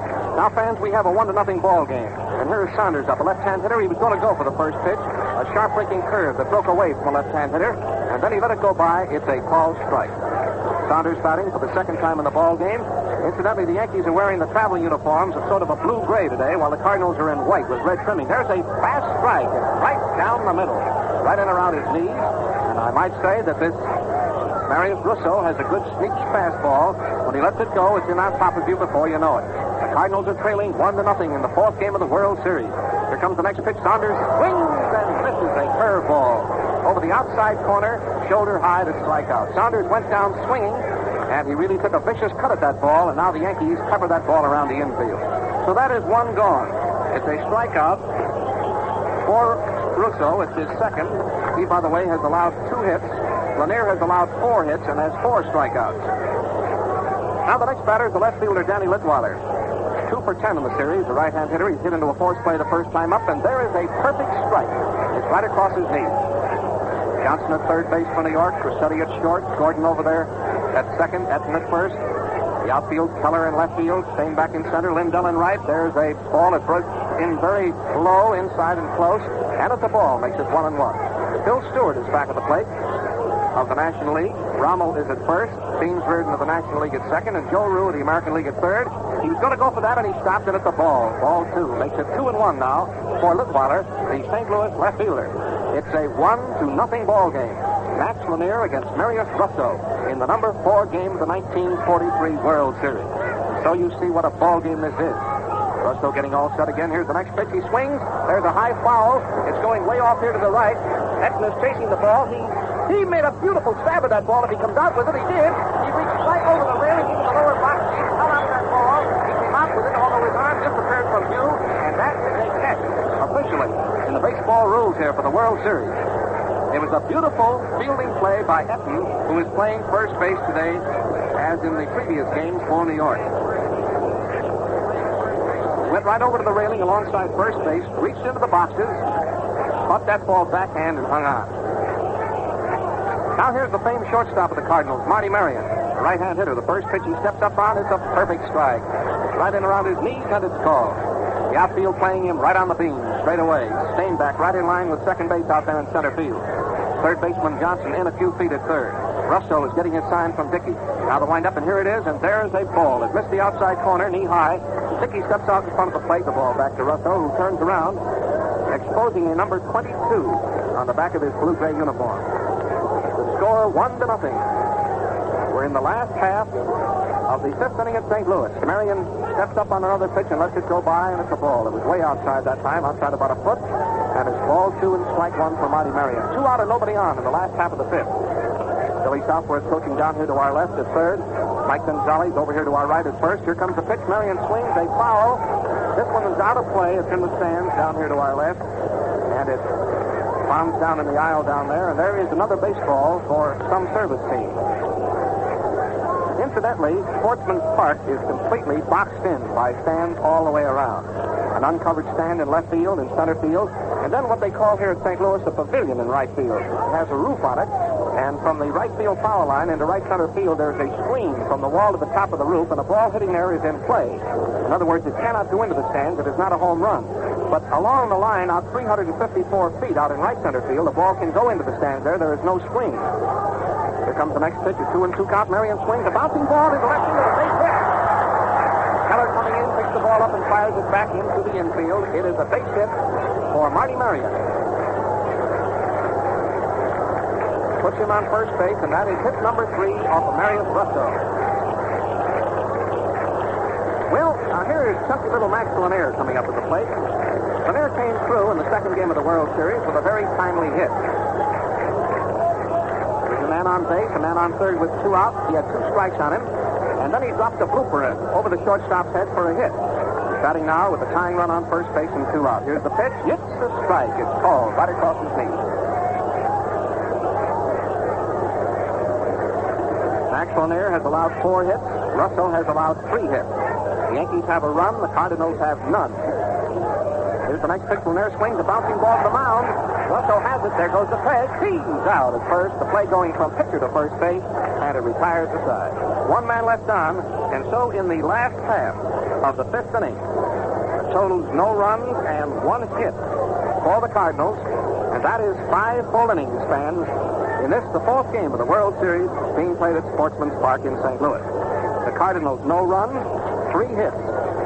The American League champions, the Yankees, 1 run and 4 hits. Max Lanier getting all ready. Here it comes. There's a mighty their run. For those of you who might be tuning in late, they scored their run in the 4th inning. After 2 were out, after Johnson flied to right and Keller struck out, Gordon doubled. And then Bill Dickey came through with a very timely hit, scoring the run. That so far is the only run scored in the ball game. Already I've heard some speculation along Press Row up here at Sportsman's Park, something they're going to talk about during the winter months ahead, as to whether or not it was good judgment on the part of manager Southworth to pitch to Dickey rather than put Dickey on first base, which would have put a man on first, a man on second with 2 out, and pitch to the weak-hitting Etten, who it turned out made an out immediately after Dickey singled. That's just one of those many things that pop up that make good things to talk about for many months and even years after a World Series game is over. Now the first half of the 6th. First batter for New York is Johnson, the third baseman. Been up twice. He struck out the first time. He flied out the second time. And the first pitch to him is very low. Ball 1. The Yankees 1 and the Cardinals nothing. Johnson, a right-hand hitter up at the plate. Here's the next one from Lanier. A fastball, and it's perfect right across the knees. And it's a called strike. Max Lanier. 5'10" and a half and weighs 187 pounds. He's won a game and he's lost a game in his World Series record. Here's the next pitch, and there is a swing and a foul. It's out of play. It's into the stands down the first base line, and it's ball one and strike two for the first batter for New York in the sixth inning. Borowski at third, Marty Marion at short, Lou Klein at second, Saunders at first. Max Lanier looking down at Walker Cooper, who is crouching down here with that red 15 showing up in the back of his white uniform. And the pitcher took so much time that Johnson stepped out of the batter's box, and umpire Stewart immediately calls time. The outfield playing the hitter straight away. Lanier winds up. Here comes the pitch. There's a bouncing ball out to Lou Klein. Comes in fast. He's up with the ball. There goes the peg. He's out, and the play was not close. He was out by 10 feet at first base. Now the next batter is the Yankee strongman, Charlie Keller. A powerful boy, as Red already said. This fella has really a powerful build. He can give that ball a long ride, and he's a mighty nice fella with it all. The kind of a fellow that you like to see succeed. Keller's been up twice today. He bounced out the first time, and he struck out the second time. He has 3 for 11 in the series. One of those, a long drive in New York that went over Litwatter's head. Here's the first pitch. He swings, and there's a foul. It's up on top of the stand here to our left, and it's a foul strike. The picture looking out onto the field from our mutual booth, very high up here. We're right up near the roof. This is a double-deck grandstand all the way around the field, excepting in the outfield. And our mutual booth here is very high, much higher than we were stationed in New York. And they're getting his sign. He's already out there again. Here's the next pitch. Keller takes one in close, waist high. Max keeping that ball in on the handle, right in around his hand. But he broke that one in a little bit too close, and it's a 1-1 count. The Yankees lead 1-0. Sixth inning. Ball game at St. Louis. Max Lanier getting all ready. Here it comes. There's a mighty swing and a miss. Boy, how Keller can swing. You know, watching Charlie Keller swing and miss takes you back to the Yankee days of old. Babe Ruth and Lou Gehrig and some of those fellows who look good striking out. Keller, number 9, waved that bat around. Here he is, right below us. Max Lanier getting all set again. Here comes the next pitch. Hit the ball. Just missed the corner, shoulder high. Outside. The ball 2, strike 2 count. Max Lanier looking down at the catcher, Walker Cooper. The infielders keep up a constant stream of chatter. The outfield is swung way around to the right. Here comes the next pitch. He struck him out. Called out on strike. The old knuckleball that time exploded right around his knees. And Charlie Keller goes down looking at the ball for another strikeout for Lanier. And Red, will you check me? I believe that is 5. 5 strikeouts today and gives Lanier 12 strikeouts so far for the series. That was a beautiful pitch, man. Beautiful. Here's Gordon up. Fly ball to left field the first time up, a double the second time up, and he scored the only run that's been scored so far in the ball game. 4 for 13 in the series. The first pitch is a ball, wide, waist high, and it's ball 1. The outfield is playing Gordon as a left field hitter. Harry Walker, the center fielder, is way over in left field. And Danny Litwater has moved over near the line and back near the wall out there. Gordon has tremendous power to left field. He can really give that apple a ride. Gets all ready now. Here's the next pitch. It's a ball. Waist high. It just missed the corner. And it's ball 2 for Gordon. There's 2 out. Yankee half of the 6th inning. Max Lanier starting his windup. Here comes the next pitch, and there is a swing and a foul. It's out of play. It's going into the stands down the third base line. Well, Joe McCarthy's decision to start Marius Russo in this 4th game of the World Series, which I told you before the ball game might be a questionable move, certainly turned out all right so far. Russo has been tapped for just 3 hits. He's walked no one, and he has 2 strikeouts.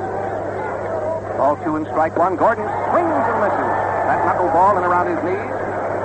And this fellow Lanier really calls on that knuckleball and puts plenty of assertion behind it. As Red already told you, he really powers that ball through there.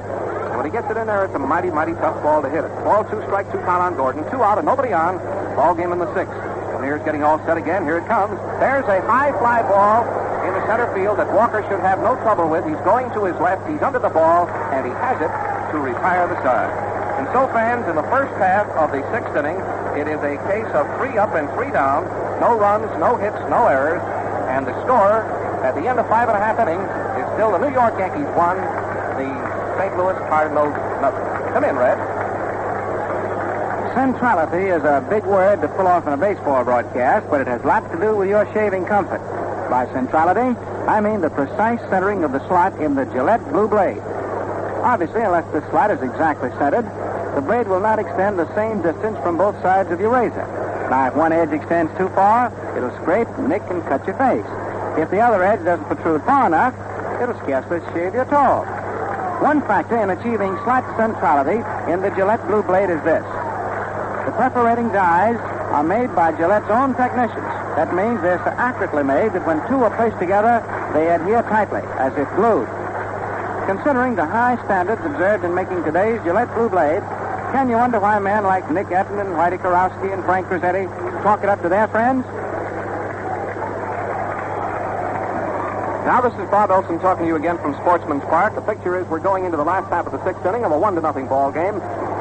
A real pitcher's duel out here between Russo and Lanier. And here's the leadoff man, Klein, who has 2 for 12 in the series and nothing today. The first man up. The first pitch to him misses the corner by a half a foot. It's ball 1. A lot of noise here in Sportsman's Park. 34,000 fans, all they could possibly get in here. The place is absolutely jammed to the rafters. Are making plenty of racket. Here comes the next pitch, and there is a swing and a shot. The hit ball back to the pitcher. Russo takes it and flips it over to Etten at first base, and Klein is out. Lou Klein tried to aim that bounding ball through the box, but Russo was in the way and stabbed the ball with his gloved hand, and so Klein turns out to be an easy out. Now here is Walker, the center fielder, up. It up twice. Easy out the first time to the pitcher. Second time he flied out to left field. Score 1-0. World champion Cardinals, if they expect to win this fourth game of the World Series in their home ballpark, must do it the hard way. They must come from behind. Against the left-hander, Marius Russo, who is pitching a remarkable ball game. Here's the pitch to Walker, and there's one on the corner for a ball strike. Way high. That was a sweeping curveball away from the left-hand hitter.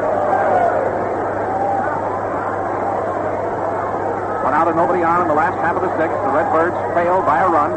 Here comes the pitch, and there's a swing and a ground ball right at Gordon. He's up with it. There goes the peg. He's out at first. It's an easy play. Out by 15 feet. 2 gone. Here's Musial, baseball's leading hitter. Has 1 hit in the ball game today. Gives him 4 in the series. And strange enough, with an average of close to 360, Stan does not have an extra base hit. 4 singles, his effort so far in the World Series. Batting now with 2 out in the last half of the sixth inning. Russo getting all ready. There's a swing and a bouncing ball out to Gordon. Should be an easy play. There goes the peg. He's out at first base, and it retires inside. The ball took a free hop to Gordon's right, almost jumped away from him, but he snagged it, fired it to first base, and he got his man. 3 up and 3 down. In the last half of the sixth inning, no runs and no hits. The score 1-0, being in favor of the Yankees. At that ends the sixth inning. You know, all over America during this month and next, men and women are working in behalf of the war chest. National relief and service organizations, along with thousands of local relief and welfare groups, must raise $125 million for the National War Fund. Now, friends, this money is seriously needed to boost the morale of our armed forces, to aid war prisoners, to relieve distressed people in war-torn countries, to help needy people in our own local communities, and the community chests of peace days are now war chests. And so, fellow sportsmen, give generously to the National War Fund when the call comes in your neighborhood. Don't rest on your oars because you've dug into your pocket for war bonds, the best investment in the world. Dig down deeper now to carry on the USO, United Seaman Service, the War Prisoners Aid Committee, and your local welfare organizations needing more help now than ever. Now, friends, this appeal comes only once a year. So open up, give all you can. Going into the first half of the seventh inning at Sportsman's Park in St. Louis. The first half of the seventh, the score 1-0 in favor of the Yankees over the Cardinals. And the first man to bat will be Bill Dickey, who drove in the only run of the game so far. A sharp single in the fourth inning scored Gordon. And it was the fourth inning of the series for Dickey. The first pitch is a called strike. He backed away from it. But umpire Stewart says, nope, that was a good one, Bill. It was right in on the corner, and it's called.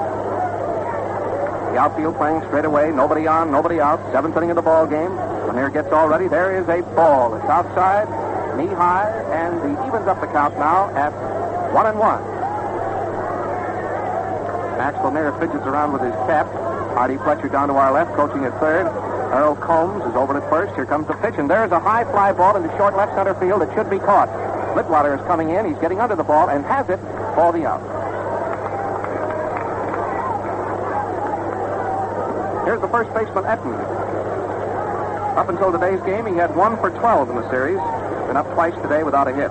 Popped out to the shortstop and was out on another infield roller the other time up. Etten batting for the Yankees with 1 out and no one on in the 7th. A tense ball game. It's 1-0. A pitcher's battle between Russo and Lanier. There's a swing and a ground ball right at Klein at second. He's up with it. There goes the peg. He's out on an easy play. The play going from Klein to Sanders. The Cardinals gather in back of the pitcher's mound and really pepper that ball around. Here's the right fielder, Lindell. For today's game, he had 1 for 6 for the series. The first time today, he bounced out to Kroski, and the second time, he was a strikeout victim. Lanier has allowed 5 hits. Russo has allowed 3 hits. Lanier has given 1 pass, and Russo has given none. Wind up in the first pitch to Lindell. There's a pop-up in the infield. Kroski is coming in under the ball. He takes it and retires the side. George had an easy out that time, fans. He moved in about 10 feet for that ball, grabbed it easily, and it's a case of 3 up and 3 down. No runs, no hits, no errors. And now we're going into the home half, the last half of the 7th inning for the home team, with the home team trailing. And this crowd of 34,000, and judging from the way practically everyone in the stands is getting up, are practically all Cardinal fans here at St. Louis, are standing up hoping that the home team will do something in the last half of the 7th. The score is 1-0 in favor of New York. The Yankees scored their run in the 4th inning. A double by Gordon, a single by Dickey after 2 were out. That has been the only run scored in the game so far.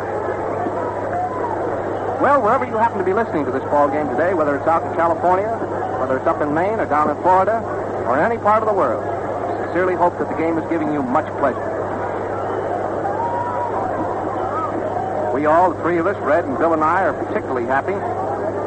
The news of the reception for the servicemen in all parts of the world who are getting the broadcast just as you are, whether you're listening in Chicago or Los Angeles. They're getting it the same way in all parts of the world, play by play. Now we're going into the last half of the 7th. New York Yankees peg that ball around the infield. They take their stations out there with Charlie Keller, the strong man in left, Stain back in center field, Lindell in right field, Johnson third, Crosetti short, Gordon second, Etten first. Marius Russo on the mound, Bill Dickey catching, and the first batter is Walker Cooper, who has 3 for 13 so far in the series, a right-handed batter. First pitch to him, he swings, and there's a foul. It's out of play. It's up into the stands, off here to the right, and it's 1 strike. The Cardinals were depending on Walker Cooper, Harry Walker, and Stan Musial, and perhaps Kroski, for some long-distance hitting during the series. But as in the case of Musial, Cooper, too, has failed to get any that expected distance in his blows. Leading off now in the last half of the 7th, with the Cardinals needing a run to tie and 2 to go into the lead. Pitcher getting all set. Here comes the next one to Walker, and it's a ball, a little bit low. Walker Cooper stepped away from that one and broke in low, and it's 1-1. Nobody on and nobody out. 7th inning. The score is 1-0 in favor of the Yankees. Number 4 game of the World Series. Gets all ready now. Here comes the pitch, and there is a ball. A lot of sink on that pitch. It didn't stay up long enough, and it's ball 2. The opportunities for the Cardinals to catch up in this big ball game at St. Louis are slipping by. Russo just goes right along. Winding up now, here comes the next pitch, and there's a high fly ball into left center field. The center fielder and the left fielder are both after the ball. Keller is calling for it, and he takes it. A long swat of 380 feet into left center field. It was caught out there by Keller, and there's 1 gone. Yankees fire that ball around the infield. That's 1 out. You know, some of the experts were supposedly amazed at McCarthy's starting of Russo today. He'd already gone with 3 ace right-handers in the series in New York. But, you know, Foxy Joe McCarthy did the same thing in the 41 series against Brooklyn. He let him look at some right-handers, and then he gave him a change of pace with Russo, and he pitched a 4-hit ball game. Here's the pitch, and there is a strike call on Kroski. It's right over the corner, knee high. It's a called strike. Whitey Kroski has 2 hits and 12 tries in the series. A single and a double. Here comes the next pitch, and there's a swing and a bouncing ball at Johnson. A beautiful pickup.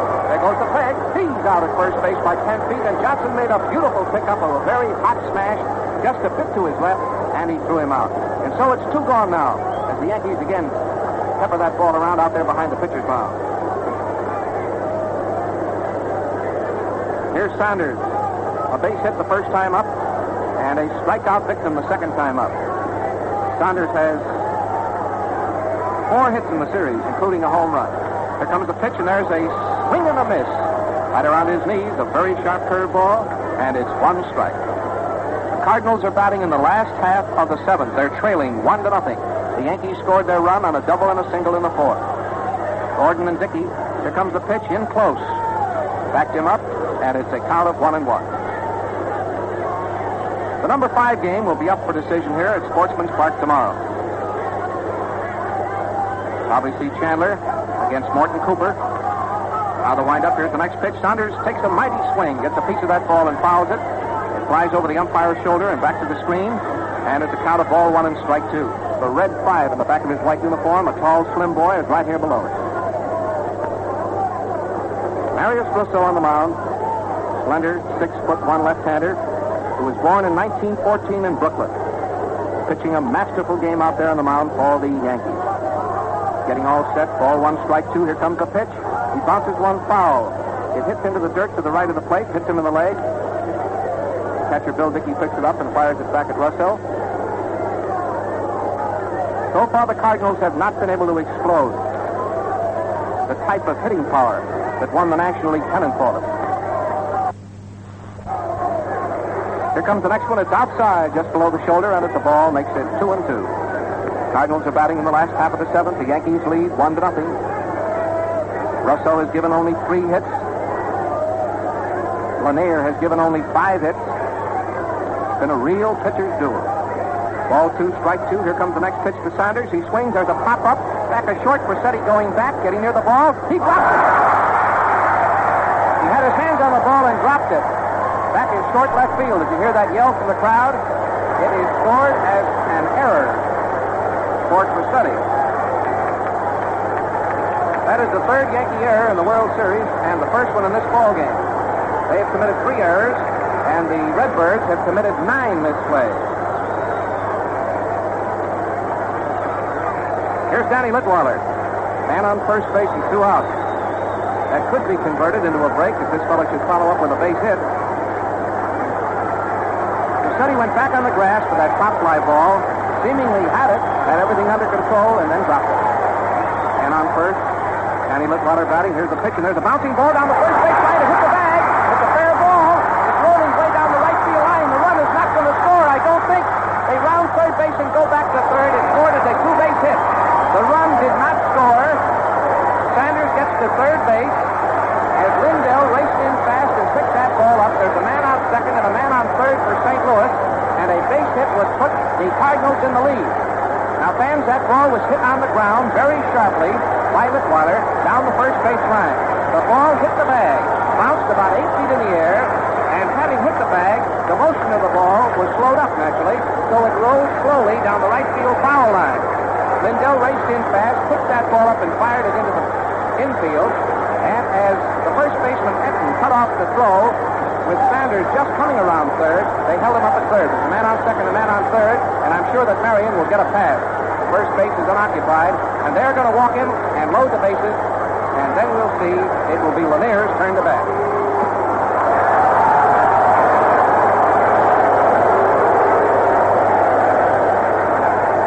Here's another one of those spots coming up in the World Series. The last half of the 7th inning, the bases are going to be loaded. It's a 1-0 ball game. What will Southworth do? Will he elect to have Lanier hit, or will he put in a pinch hitter? It looks from here as though we're going to get a pinch hitter. Johnny Hop, Hippity Hop, brother of the famed Nebraska football Hop, is going to bat for Lanier. Runners on first, second, and third. Strange. Hop is over there at the bat rack.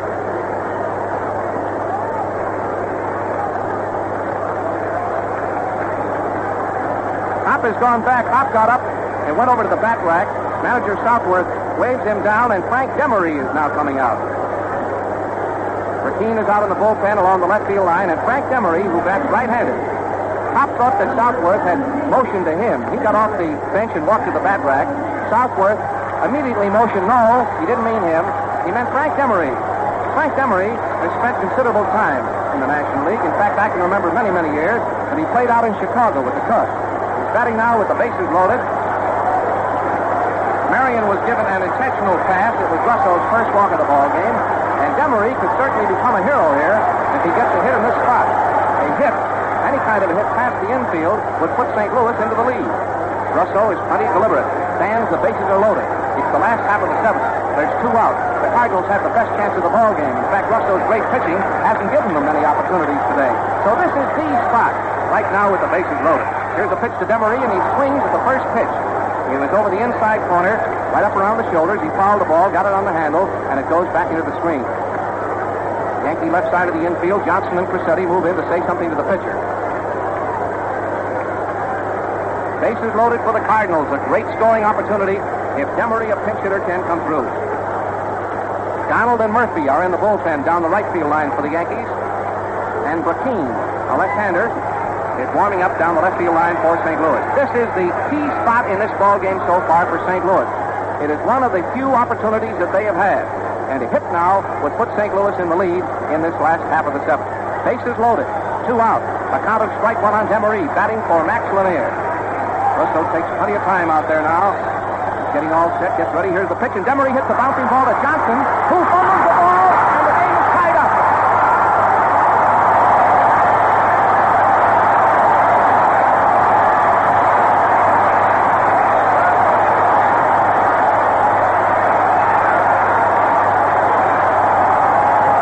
Well, fans, there's a spot they're going to talk about for a long time. That was an easy ground ball hit at Johnson, who has played wonderful baseball in the series, and Johnson made just a simple bobble out of it. That is the actual fact of what happened. It was an easy ground ball, the kind of a ball that Bill could pick up, put in his hip pocket 99 out of 100 times. This one he didn't.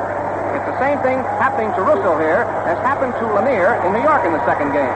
And you know, no great ball player, no matter how good he is, or no ordinary ball player, ever gets by a career without making an occasional miscue in a spot where it hurts. Now, that just happened to a great young ball player. When I say great, you can take a pencil and underline it. Johnson is just that, this young third baseman of the Yankees. Ernie White is going to run for Demaree.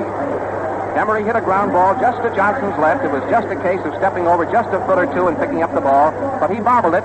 It is scored as an error. It is the second error in the ball game for New York, and their fourth in the series.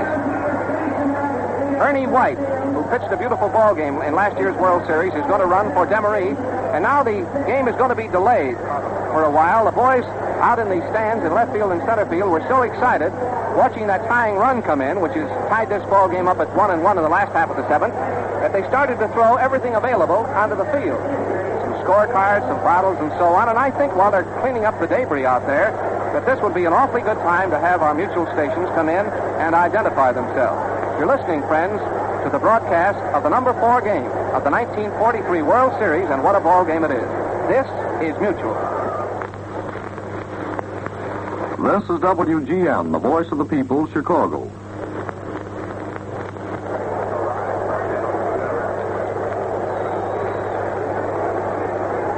Now this is Bob Elson back at Sportsman's Park, and the boys are out in left field and center field with the basket.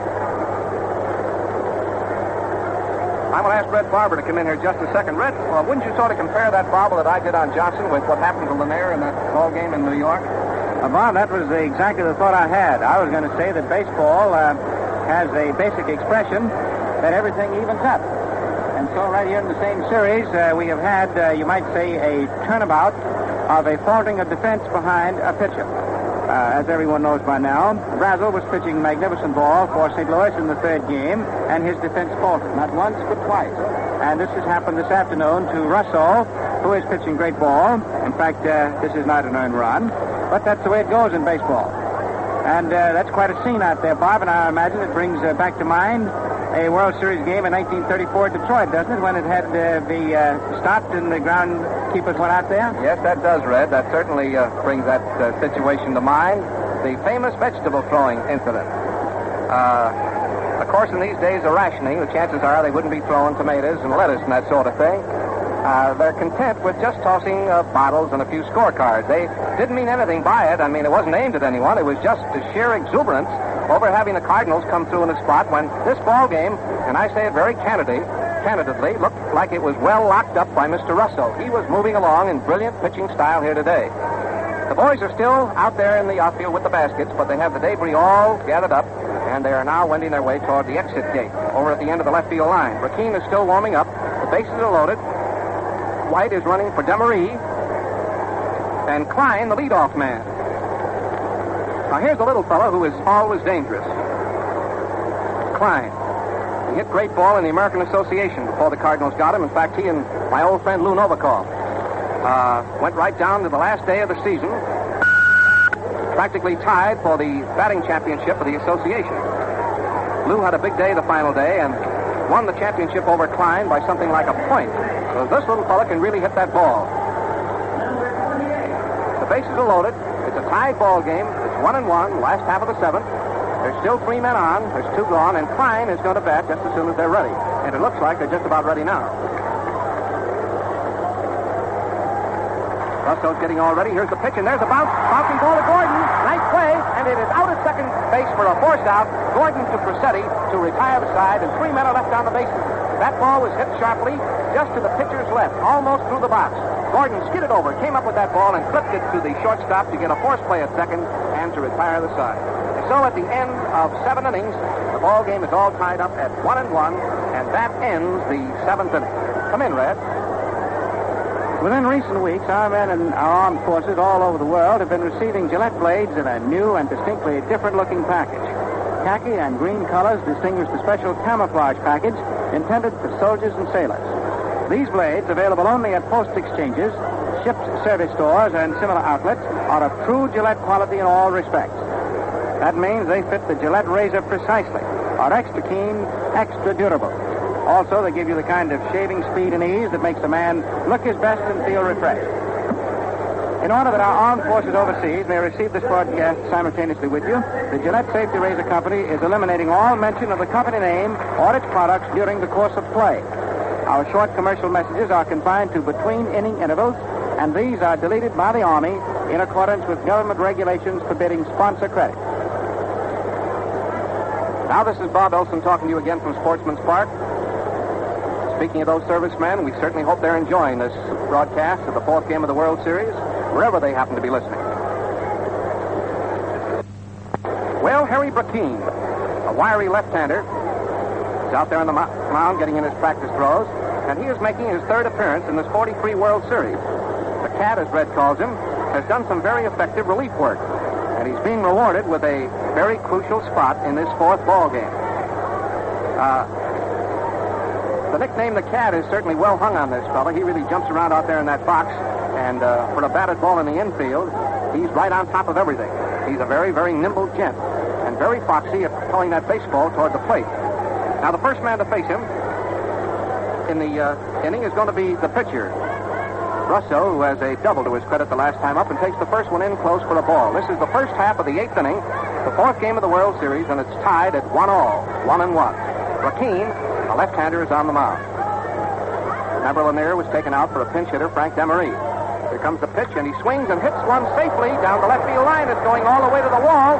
I'll say that fella can hit that ball. It's going to be a double. He's going into second base and goes in standing up. A 2-base hit by Russo down the left field line. Besides being a mighty, mighty fine pitcher, he can really hit that ball.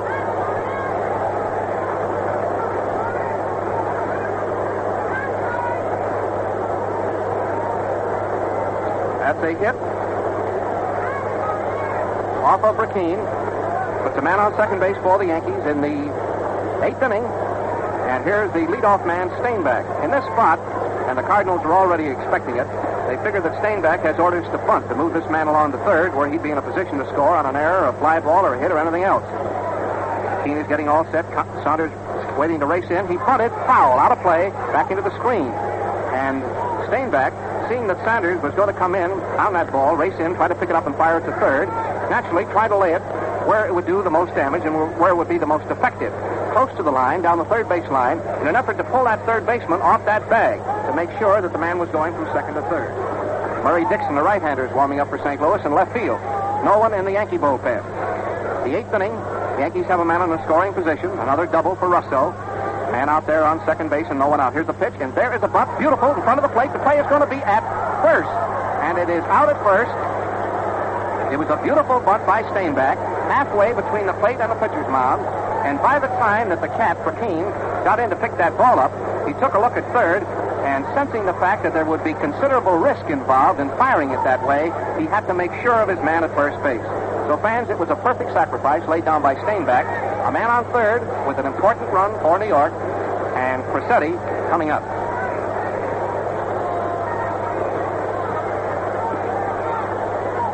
Crossetti's been up 3 times. He flied to right. He singled, and he was a victim of strikeouts. Now the Cardinal infield is playing in. A man on third. A possible play here in view at the plate. Ball game is all tied up in the 8th. Brecheen is getting all set. Right-hand hitter up. There is a swing. A high fly ball to center field. He's going to score the run. Walker backing way up in center field. He caught that ball. Here is the runner coming in from third. There is no play on him, and the Yankees lead 2-1 in the ball game.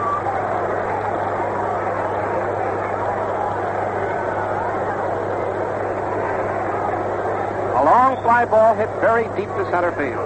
Hit so far back that there was no opportunity of a play at all. Walker just took the ball and lobbed it into second base. Now the Cardinals are waiting for the next man due to bat. It's Johnson, the third baseman, who has not come out of the Yankee dugout as yet. The Yankees have made 6 hits, and the Cardinals have had 4 hits. Here's Johnson coming up. Harry Dixon, the right-hander, warming up down the left field line. 1, 2, 3, 4. 5 hits for the Yankees. Now the pitcher's all ready. Here's the first one to Johnson. Johnson hits a bouncing ball behind second base. Marion has it. There goes the peg. He's out at first base. Play from Marion to Sanders, and it retires the side. And so Russo's damaging double down the left field line to start the 8th inning, which resulted in a score, has put the Yankees in the lead in this ball game, 2-1. And that ends the first half of the 8th inning. Come in, Red. You've heard what Lindell, Sanders, and plenty of other World Series players think about the extra ease and speed of shaving the all-Gillette way. Now, why not see what slick shaves you get when you wilt your whiskers with Gillette shaving cream, either lather or brushless, and flick them off with a Gillette Blue Blade? Maybe you're a brushless fan. If so, Gillette brushless will make a big hit with you for at least 4 good reasons. 1, it's speed shaving, makes it lots easier. 2, it's greaseless, won't clog razor or drains. 3, it stays wet on your face, rinses off instantly. And 4, it has a mannish scent and leaves your skin feeling great. So for extra ease and speed, shave the all Gillette way. Use Gillette shaving cream, lather or brushless, only a quarter. Now this is Bob Elson talking to you again from Sportsman's Park. The Yankees are on the field. We're going into the last half of the 8th inning of this ball game. Russo, who has not only pitched great ball today, but has had 2 doubles, is on the mound, getting in his practice throws, and the first man to face him is going to be the center fielder, Harry Walker. The score, the Yankees 2 and the Redbirds 1, going into the last half of the 8th. The 4th game of the World Series played in Sportsman's Park in St. Louis before a capacity crowd of 34,000 fans. The fans are seated in every place conceivable out here today. They've rigged up sort of a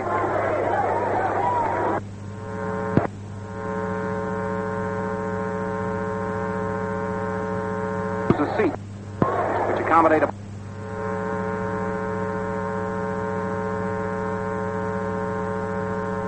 umpires running the line to tell the top man to get off the field. He is serving his customers from the playing field rather than wend his way through the seats. Now they've got 2 of them out there, and the umpire's out there with them. And boys, Pop is okay, but not this way. He has just opened the gate and pushed the Pop man out of view. Joe Rue just gave the Pop man the gate here at St. Louis. All right, actually, the ball players were all waiting. The Pop man was the center of all eyes. Here's Harry Walker up. Cardinals have some power coming up in this inning. If they can come through. Walker's been up 3 times without a hit. There's a ball that almost hit him in the leg. Ball 1. Stewart, the umpire back at the plate. Bellows out ball 1, and you can hear him all the way up here in our mutual booth. Nobody on and nobody out. The Yankees lead by a run. It's 2-1. Here comes the pitch, and there is one low and outside for ball 2. Now, Russo's control today has been well nigh perfect. 1 walk, and that was an intentional pass. Walking Marion when he got in that ticklish spot in the 7th. It filled the bases. Demaree, a pinch hitter, batting for Lanier, bounced to Johnson. Bill fumbled, and the tying run scored. The Yankees came back with a run in the first half of the 8th inning, and now the Cardinals are up to see what they can do in the last half of the 8th. Ball 2 is the count. There is a ball in the dirt. Ball 3. Nobody on, nobody out. You fans listening who are pulling for the American League, don't get too worried about the ball 3 count. Russo does that occasionally, but as I say, he walked no one today, but he didn't walk on purpose. He gave 1 pass, and that was an intentional walk. However, of course, there's always a chance when you work the count up that close.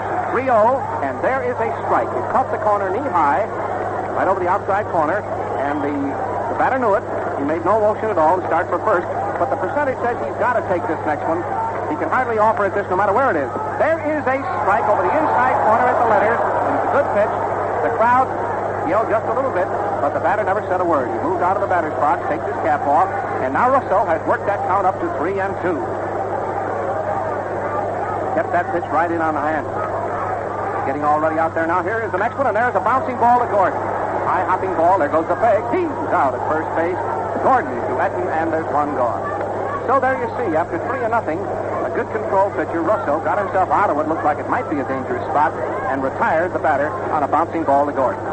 1 gone.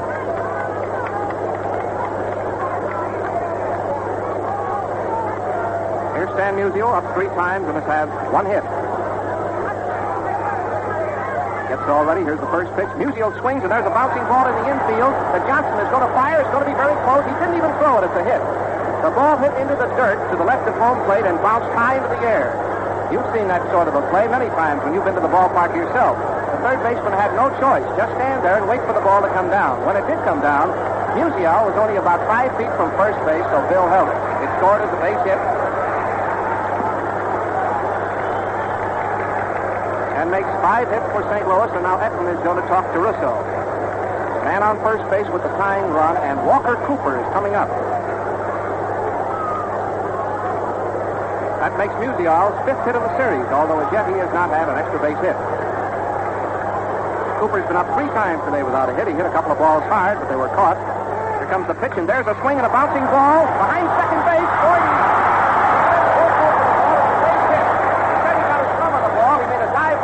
But he couldn't cut it off, and it's a base hit. The Cardinals have runners on first and second with 1 out. Hit number 6 off of Russo. Now the next man to come up will be Karofsky. Donald and Murphy are working in the bullpen for New York. And here time is called as the second baseman Gordon, the catcher Bill Dickey gather around Russo out there in the center of the diamond. And St. Louis has 2 infield hits here off of Marius Russo that have this wiry, skillful left-hander in a bit of a jam. In fact, the base hit would tie it up. Here's Whitey Karofsky up.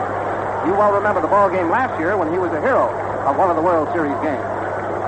He's up there now with nothing for 3 today, and previously with 2 for 10 in the series. Second base umpire, Beans Reardon, wants to look at the baseball. He's standing back on the mound, looking it over, just to make sure that Mr. Russo is not putting anything on the ball but his skill, which he's not. And he tosses the ball back to Marius, and we're all set to play baseball. Man on first, man on second, 1 out. Yankees leading 2-1. The ball game is in the last half of the 8th. Pitcher getting all ready out there. Here comes the pitch, and there is a ball that's in close, in on the handle. Very close, and it's ball 1. Musial, fast man, is on second base. Walker Cooper with an infield tap through the infield, which Crosetti knocked down behind second, is on first base. The man up at the plate is Whitey Karofsky, stocky little right-hand batter, and the pitcher takes so much time getting ready that Karofsky goes for the walk. He's outside the batter's box now, showing up that red 1 on the back of his white uniform as he wipes his hands on his uniform. Now he's up in there again. Russo is getting all ready. 2 men on. Here's the pitch, and there's a big swing and a miss. He went around trying to kill that ball that time and missed a very sharp curve ball in around the knees, and it's 1-1. The Yankee outfield playing Crosetti straight away. Staying back in center field, Keller in left field, Lindell in right field. Lindell playing deep, as is Keller. This fellow can give a ball a good ride when he hits it. Pitcher getting all ready out there again. Russo has his sign. Here comes the next pitch, and there's a drive down the left field line. It's a foul ball. A hard-hit line drive down the third base line, hit about 10 feet foul. Did you hear the yell from the crowd? That was before it became certain that the ball was going to drop foul. When it left his bat, you could not tell whether it was going to be fair or foul. The ball was really tagged. Curve ball in around the knees, and it's 1-1. The Yankee outfield playing Crosetti straight away. Staying back in center field, Keller in left field, Lindell in right field. Lindell playing deep, as is Keller. This fellow can give a ball a good ride when he hits it. Pitcher getting all ready out there again. Russo has his sign. Here comes the next pitch, and there's a drive down the left field line. It's a foul ball. A hard-hit line drive down the third base line, hit about 10 feet foul. Did you hear the yell from the crowd? That was before it became certain that the ball was going to drop foul. When it left his bat, you could not tell whether it was going to be fair or foul. The ball was really tagged. Ball 1 and strike 2 for Crosetti. Third baseman of the St. Louis Redbirds. He's batting with teammates on first and second, and 1 out in the last half of the 8th. The 4th game of the 43 World Series. Standing 2 games for New York, 1 for St. Louis, and this an awfully big ball game for both teams. Pitcher's getting all ready out there again. Here comes the next one to Crosetti. Crosetti hits another bouncer. This time it's obviously foul on the ground down the third base line. And it is still ball 1 and strike 2 for Crosetti. 5th game of the World Series will be played here at Sportsman's Park in St. Louis, and all necessary succeeding games here in St. Louis. This place is jammed. Behind the ballpark in left field and center field and right field, people are up on porches and on the roofs of buildings, every place possible to get a look at this ball game because the park seats only 34,000 spectators. Russo getting all ready again. 2 men on. Watch it now. Here comes the next pitch. He swings, and there's a long fly ball back into left field. The Keller is going back near the wall for it. Looks like he'll get it. He does.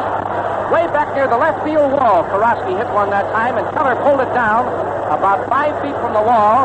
That's about 348 feet from home plate, and there's 2 gone. Crosetti was really trying for these seats. That was a long hit fly ball into left field that Keller pulled down near the left field wall. Now there's a man on first, a man on second, and the first baseman, Sanders, coming up.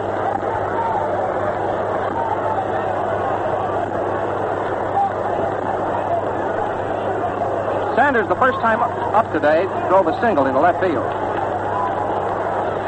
He struck out the second time, and the third time he was safe on an error. He's batting now with a chance to tie up the ball game. He can get a hit and score Musial from second base. Russo's getting all ready. Here's the first pitch, and there's a ground ball to Gordon's right. Up with the ball. The player's at second base, and it's safe. He overslid the bag, and he's out. Gordon threw the ball to Crosetti. The runner going into second base, Cooper, was safe. He overslid the bag toward left field and was then tagged out, and it retires the side. Cooper was in there safely. He had the attempted force play at second base beaten. But when he overslid the bag, when he just rolled over the bag after getting in there, he couldn't keep his feet on the bag.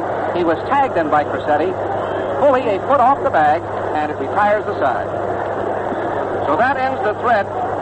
It is not scored as a hit, remember. Saunders does not get a hit on the play. It's simply a force play, a fielder's choice. It's no runs and 2 hits. The hits in the inning are credited to Musial and Cooper made that out of second base. It was a ball hit on the ground to the right of Gordon. Gordon had to go over pretty far for the ball, and it wasn't hit very hard. So by the time he came up with the ball, Cooper was pretty close to second. He flipped the ball to Crosetti. The play was beaten at second base, but then he overstepped the bag, his forward motion carrying him down to second base. He could not stop, and he was then tagged by Crosetti for the second time, and this time he was out. So we're now going into the first half of the ninth.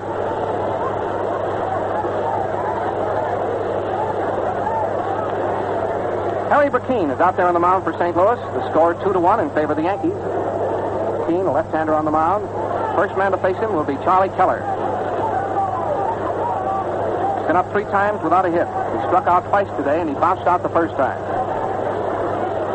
Now Brecheen is getting all ready. Here's the first pitch to Keller. Keller takes one, a little bit high and inside, and it's ball 1. The Yankees have made 5 hits, and the Cardinals have made 6 hits. The Yankees have made 2 runs, and the Cardinals have made 1. There's a ball that's inside very close. Backs Keller right out of the batter's box, and it is now a count of ball 2 on the Yankee left fielder. St. Louis outfield is playing him around to the right. Brecheen is winding up. Here's the next pitch, and there's a swing and a foul. Ball rolls on the ground, back of the plate, and it's ball 2 and strike 1. It's the first half of the 9th inning. The Yankees 2 and the Cardinals 1. The Yankees scored a run in the 4th and a run in the 8th. The Redbirds scored a run in the 7th. 2-1. Marius Russo has gone all the way against Lanier and Brecheen. Brecheen readies. Here's the next pitch. There's a bouncing ball to the left of Klein. Can't get it. It's a base hit. It goes into right field. Keller's first hit of the day and Keller's 4th hit of the series. That is the second hit off of Brecheen. Now Marty Marion says something to Brecheen. Keller's on first base. Murray Dixon, a right-hander, is warming up down the left field line. A runner on first base for New York. And Gordon up. He's had 1 hit, a double, on which he scored. Dickey hit for a single after his double, and it scored Gordon. He's up there now, and the first pitch is inside and very high for a ball. The Cardinals shift in hurriedly, figuring that Gordon is going to lay the ball down to move Keller to second base. And the chances are that is what he'll try to do. In a spot like this, where a ball game is very close, a run means a lot. And the Yankees will undoubtedly try to play for another run. Here's the pitch. No, he crossed them up and swung and sails a long one down the left field line. He hit that ball high down the left field line, and it evens the count at 1-1. Even though he took a swing at that ball, St. Louis is still going to play in the infield, anticipating another attempted sacrifice. Yankees 2 and the Cardinals 1. Runner on first base for New York and Gordon batting. Harry Brecheen, 6-foot left-hander out there on the mound. Arms up in front of him. He gets all ready now. Watch it. Here it is. It is a ball. It just missed the corner, waist high, and it's ball 2 and strike 1 for Gordon. The great second baseman of the Yankees is batting in the 9th. He's had 4 hits in the series, 3 previously, and 1 today. Now time is called. Just as the pitcher was getting ready to get all set to raise his arms up over his head, there's no wind-up naturally with the man on first, but just as he started to raise his hands, the batter stepped out of the box. Ball 2 and strike 1 for Gordon. Here comes the pitch, and there's one way outside for ball 3. And Cooper had to go way out to his right to get that ball. Now Brecheen has worked this count up dangerously to ball 3 and strike 1. Man on first base for New York, and no one out. 9th inning. Here's the 3-1 pitch. Brecheen getting set, watching that base runner. Here it comes. There he goes. There's a swing and a foul. Foul tipped that ball. It pops out of the catcher's glove and rolls on the ground to the right of the plate. It's ball 3 and strike 2, and Brecheen walks in to say something to Cooper as the base runner, who was on his way down to second base, Keller, goes back to first. Artie Fletcher coaching down there at third. Earl Combs is over at first. St. Louis outfield is playing way around to the left. Tomorrow's 5th game, it'll probably be Chandler against Morton Cooper. Now the pitcher has his sign again. He's all ready. Here comes the next pitch to Gordon. Gordon swings and misses. The play to second base, and he is safe at second base. Gordon struck out, and Keller is safe at second base on the steal. So credit him with a stolen base, and credit the pitcher Brecheen with a strikeout. Gordon went down swinging.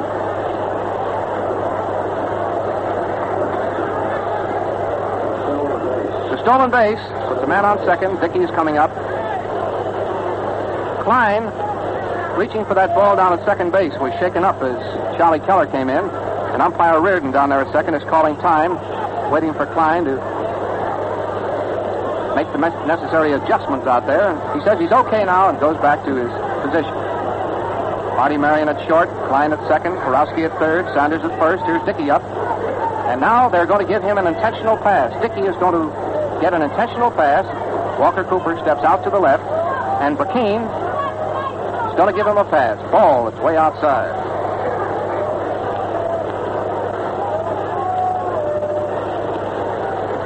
Well, after the incident, which came up earlier in the ball game, with a man on second and 2 out, first base unoccupied, they pitched to Dickey, and he cracked the base hit into center field to drive in the run. The Cardinals decide now that long Will is a little bit too dangerous. Keller out on second base, and there is ball 4, intentional to Dickey. Man on first, a man on second, and here is Nick Etten coming up, first baseman of the Yankees. He's been up 3 times today without a hit. Has been 1 for 15 in the series. It's the 9th inning of the 4th World Series ball game at St. Louis with the score 2-1. Man on first, man on second. Brecheen getting ready to pitch now to Etten. Here it comes, and there's one very wide and very high for a ball. Couldn't have reached that ball with a broom. It was way high and outside. Murray Dixon is still warming up down the left field bullpen for the Cardinals. No activity in the Yankee bullpen down the right field line. Russo is going all the way against Lanier and Harry Brecheen. The Yankees have an opportunity here in the 9th with runners on first and second. Here's the next pitch. There's a slow ball. He hits a bouncing ball in the infield to Sanders, who is making the play at first base himself. He is out to Sanders unassisted. The pitcher came over to first base to cover in case he was needed. The runners advance to second and third, and there's 2 gone.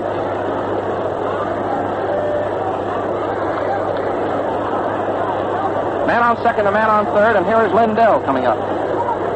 Now, what would you do in this spot?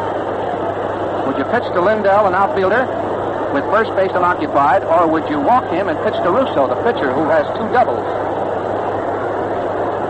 That's one to mull over. They're going to walk Lindell. Ball is wide. Ball is wide. This might be an opportunity for some talking and some second-guessing, too, in the winter months, but it is the solid thing to do. Regardless of whether or not Mr. Russo has 4 for 4 instead of 2 doubles, good baseball dictates that he draw past Lindell in this spot and that Marius Russo come up. And now here is manager Southworth coming out, and we might be going to get a right-hander, Murray Dixon, in there to pitch.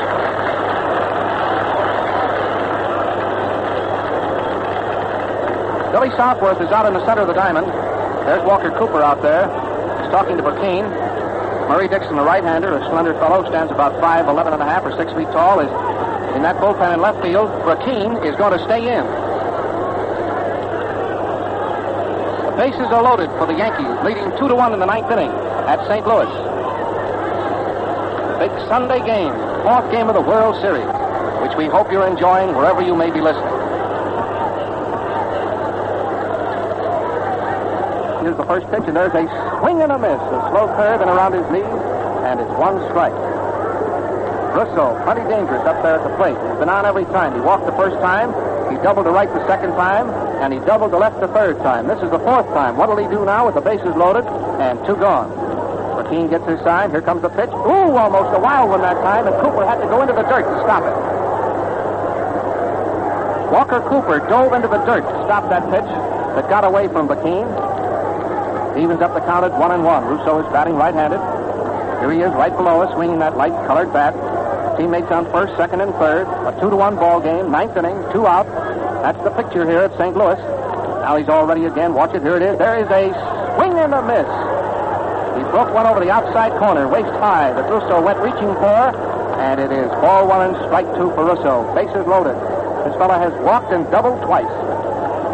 Brecheen on a spot out here in the 9th inning.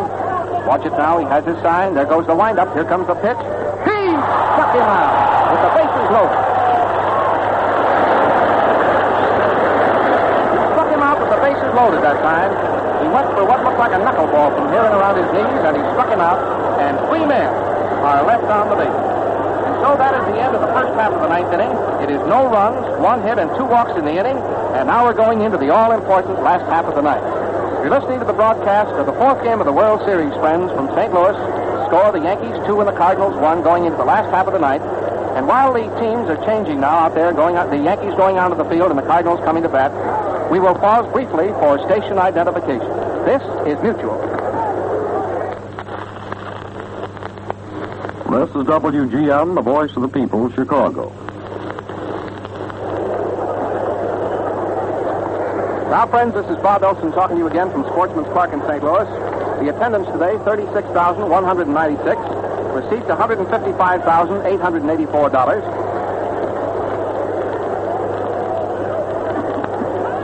The attendance, 36,196.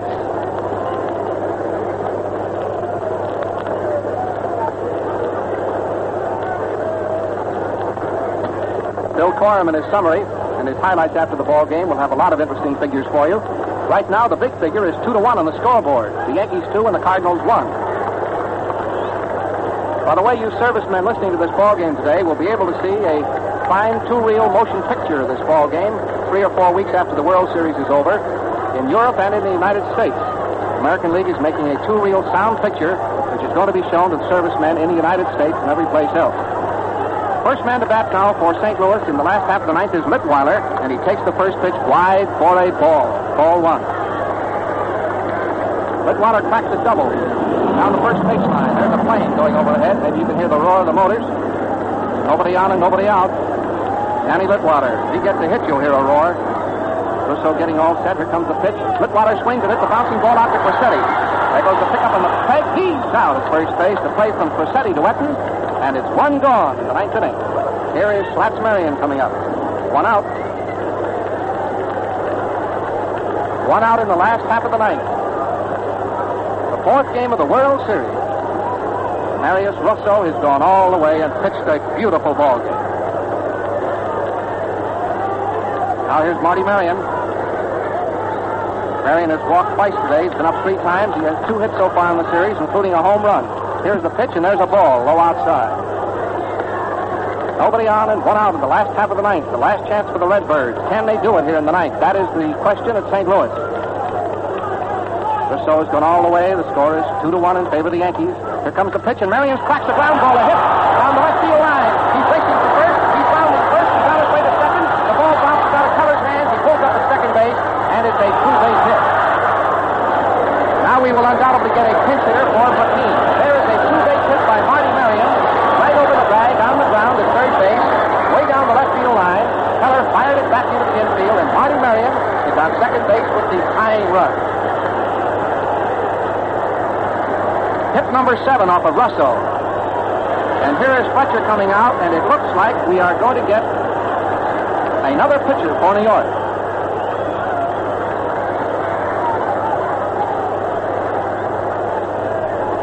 Marty Fletcher is out there talking to Russo. A right-hand pinch hitter is coming out.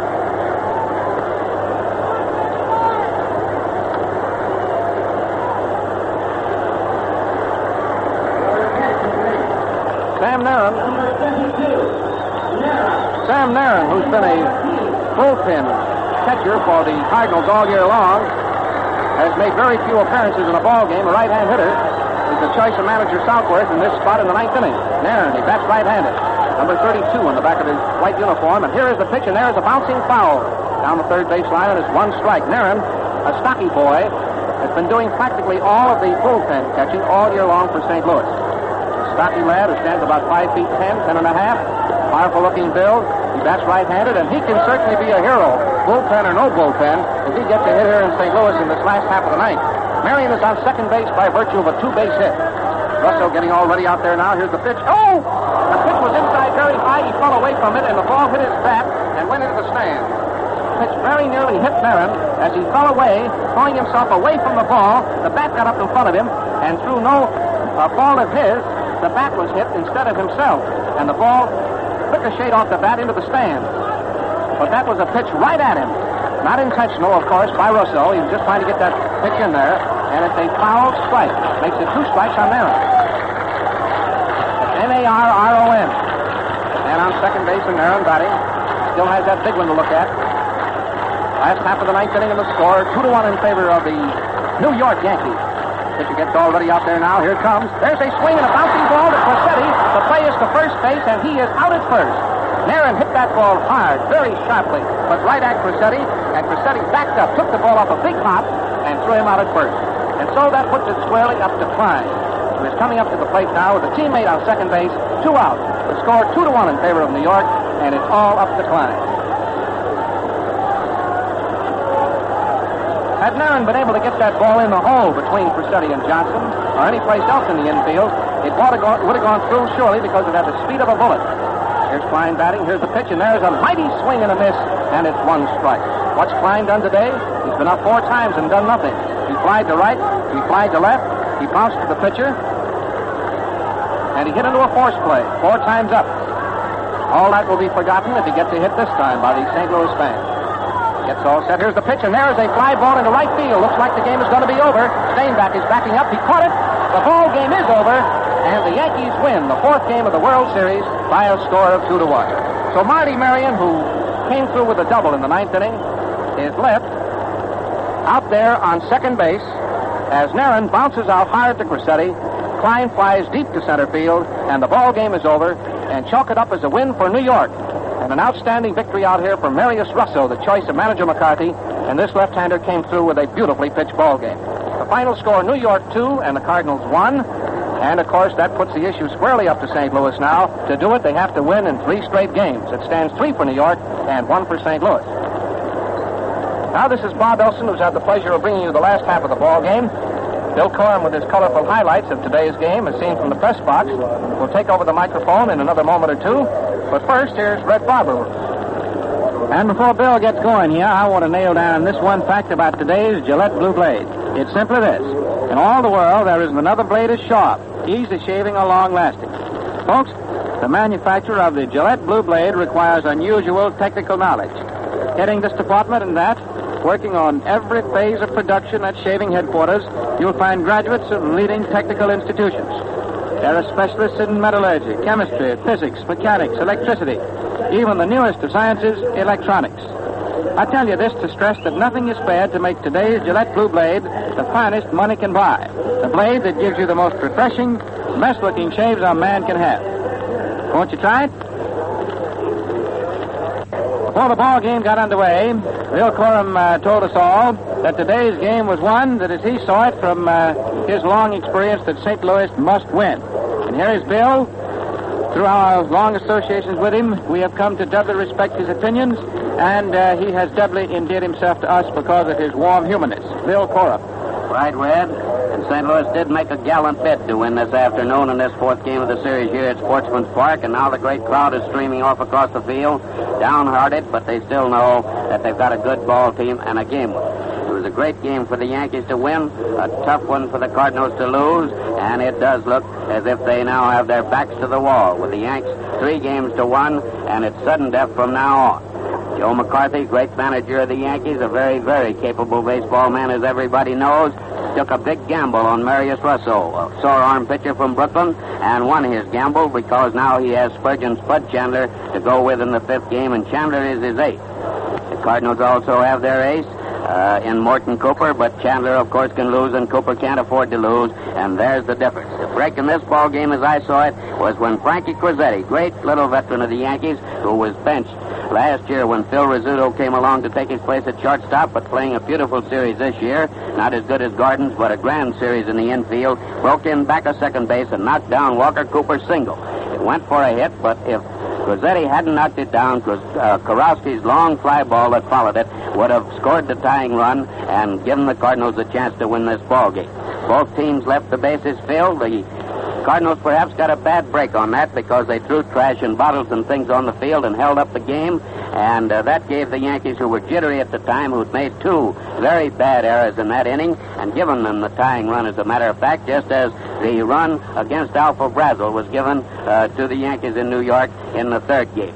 Russo, not only a great pitcher this afternoon, but a great hitter. He hits to all fields. He doubled to right, he doubled to left, he walked the first time up, and there's a reason why he should be a great hitter, because he was a first baseman before he became a pitcher, and first basemen are supposed to hit.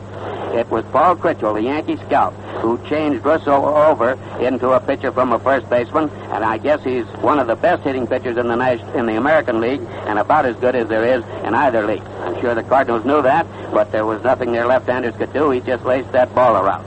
He pitched as he pitched in that game in Brooklyn, which he beat the Dodgers in 1941, a grand ball game. Perhaps a sore arm is what pitchers need to win in this World Series. We remember how Ernie White, who got into this game today as a pinch runner, did the same thing against the Yankees last year in the Yankee Stadium and beat Chandler in one of the best pitch games of that series. Russo has only had 5 victories this year, as against 10 defeats. But as I mentioned before the game began, when he's good, he's very good, and he was a great pitcher out there this afternoon. It wouldn't be fair not to say that Max Lanier wasn't the same thing. This has been a well-pitched series on both sides. Lanier has had very tough luck. A good game, tough pitcher to beat. He has now lost 2 games and might very easily have won both of them. The results, the totals rather, are New York 2-6-2 and St. Louis 1-7-1. So the Yankees tried to give it away this afternoon, but couldn't quite do it as the Cardinals had done previously. Red is pointing out here about Harry Brecheen. He's the losing pitcher, of course. I'm sure you know that. I thought you knew that. But Lanier really doesn't get the defeat, and that's my mistake in saying it that way. But, of course, it was his ball game. Brecheen, however, is charged in the records as the losing pitcher. He's done very well. He's a good, game, cool kid. You can't take anything away from him, this boy from Broken Bow, Oklahoma. And with the Yankees having the bases full there in the 9th inning, he struck out Russo after giving 2 intentional passes and showed that he has lots of courage and lots of stuff, too. But as far as the World Series goes, it looks as if now the Yankees are sitting in the driver's seat and the Cardinals are going to have to play even better than they know, and they know how to play very, very well. Their 1 error today didn't have any effect on the ball game. On the other hand, the Yankees' 2 errors did give them a chance to tie and might have turned the tide if they had gone right on then instead of delaying the game, letting Russo go over and sit down to the bench where canny old Bill Dickey took him. It was only fitting that Dickey should have driven in the first run of this ball game, and the only legitimate run, because not the only earned run, of course, but the run that might well have won it at 1-0, because he was playing his 37th World Series game, which sets a new record for one player on one team, beating Babe Ruth today, but not tying Frankie Frisch's of 50, but of course, Frisch played with 2 teams. I was glad to see Bill do that because I very, very much doubt if he'll get in any more of these series, and he's been in every one since he started to be a regular catcher for the Yankees and one of the great monuments of baseball. This was a great ball game, a great crowd, a great day for baseball, and this is a great series, and don't forget it's still going on tomorrow. That winds up the story of today's game, however. Be with us tomorrow at 2:15 Eastern Wartime for the 5th and up to now most crucial game of the World Series. Until then, smooth sailing, smooth shaving, and good afternoon from your host, the Gillette Safety Razor Company, Bob Elson, Red Barber, and Bill Coral. This is Mutual.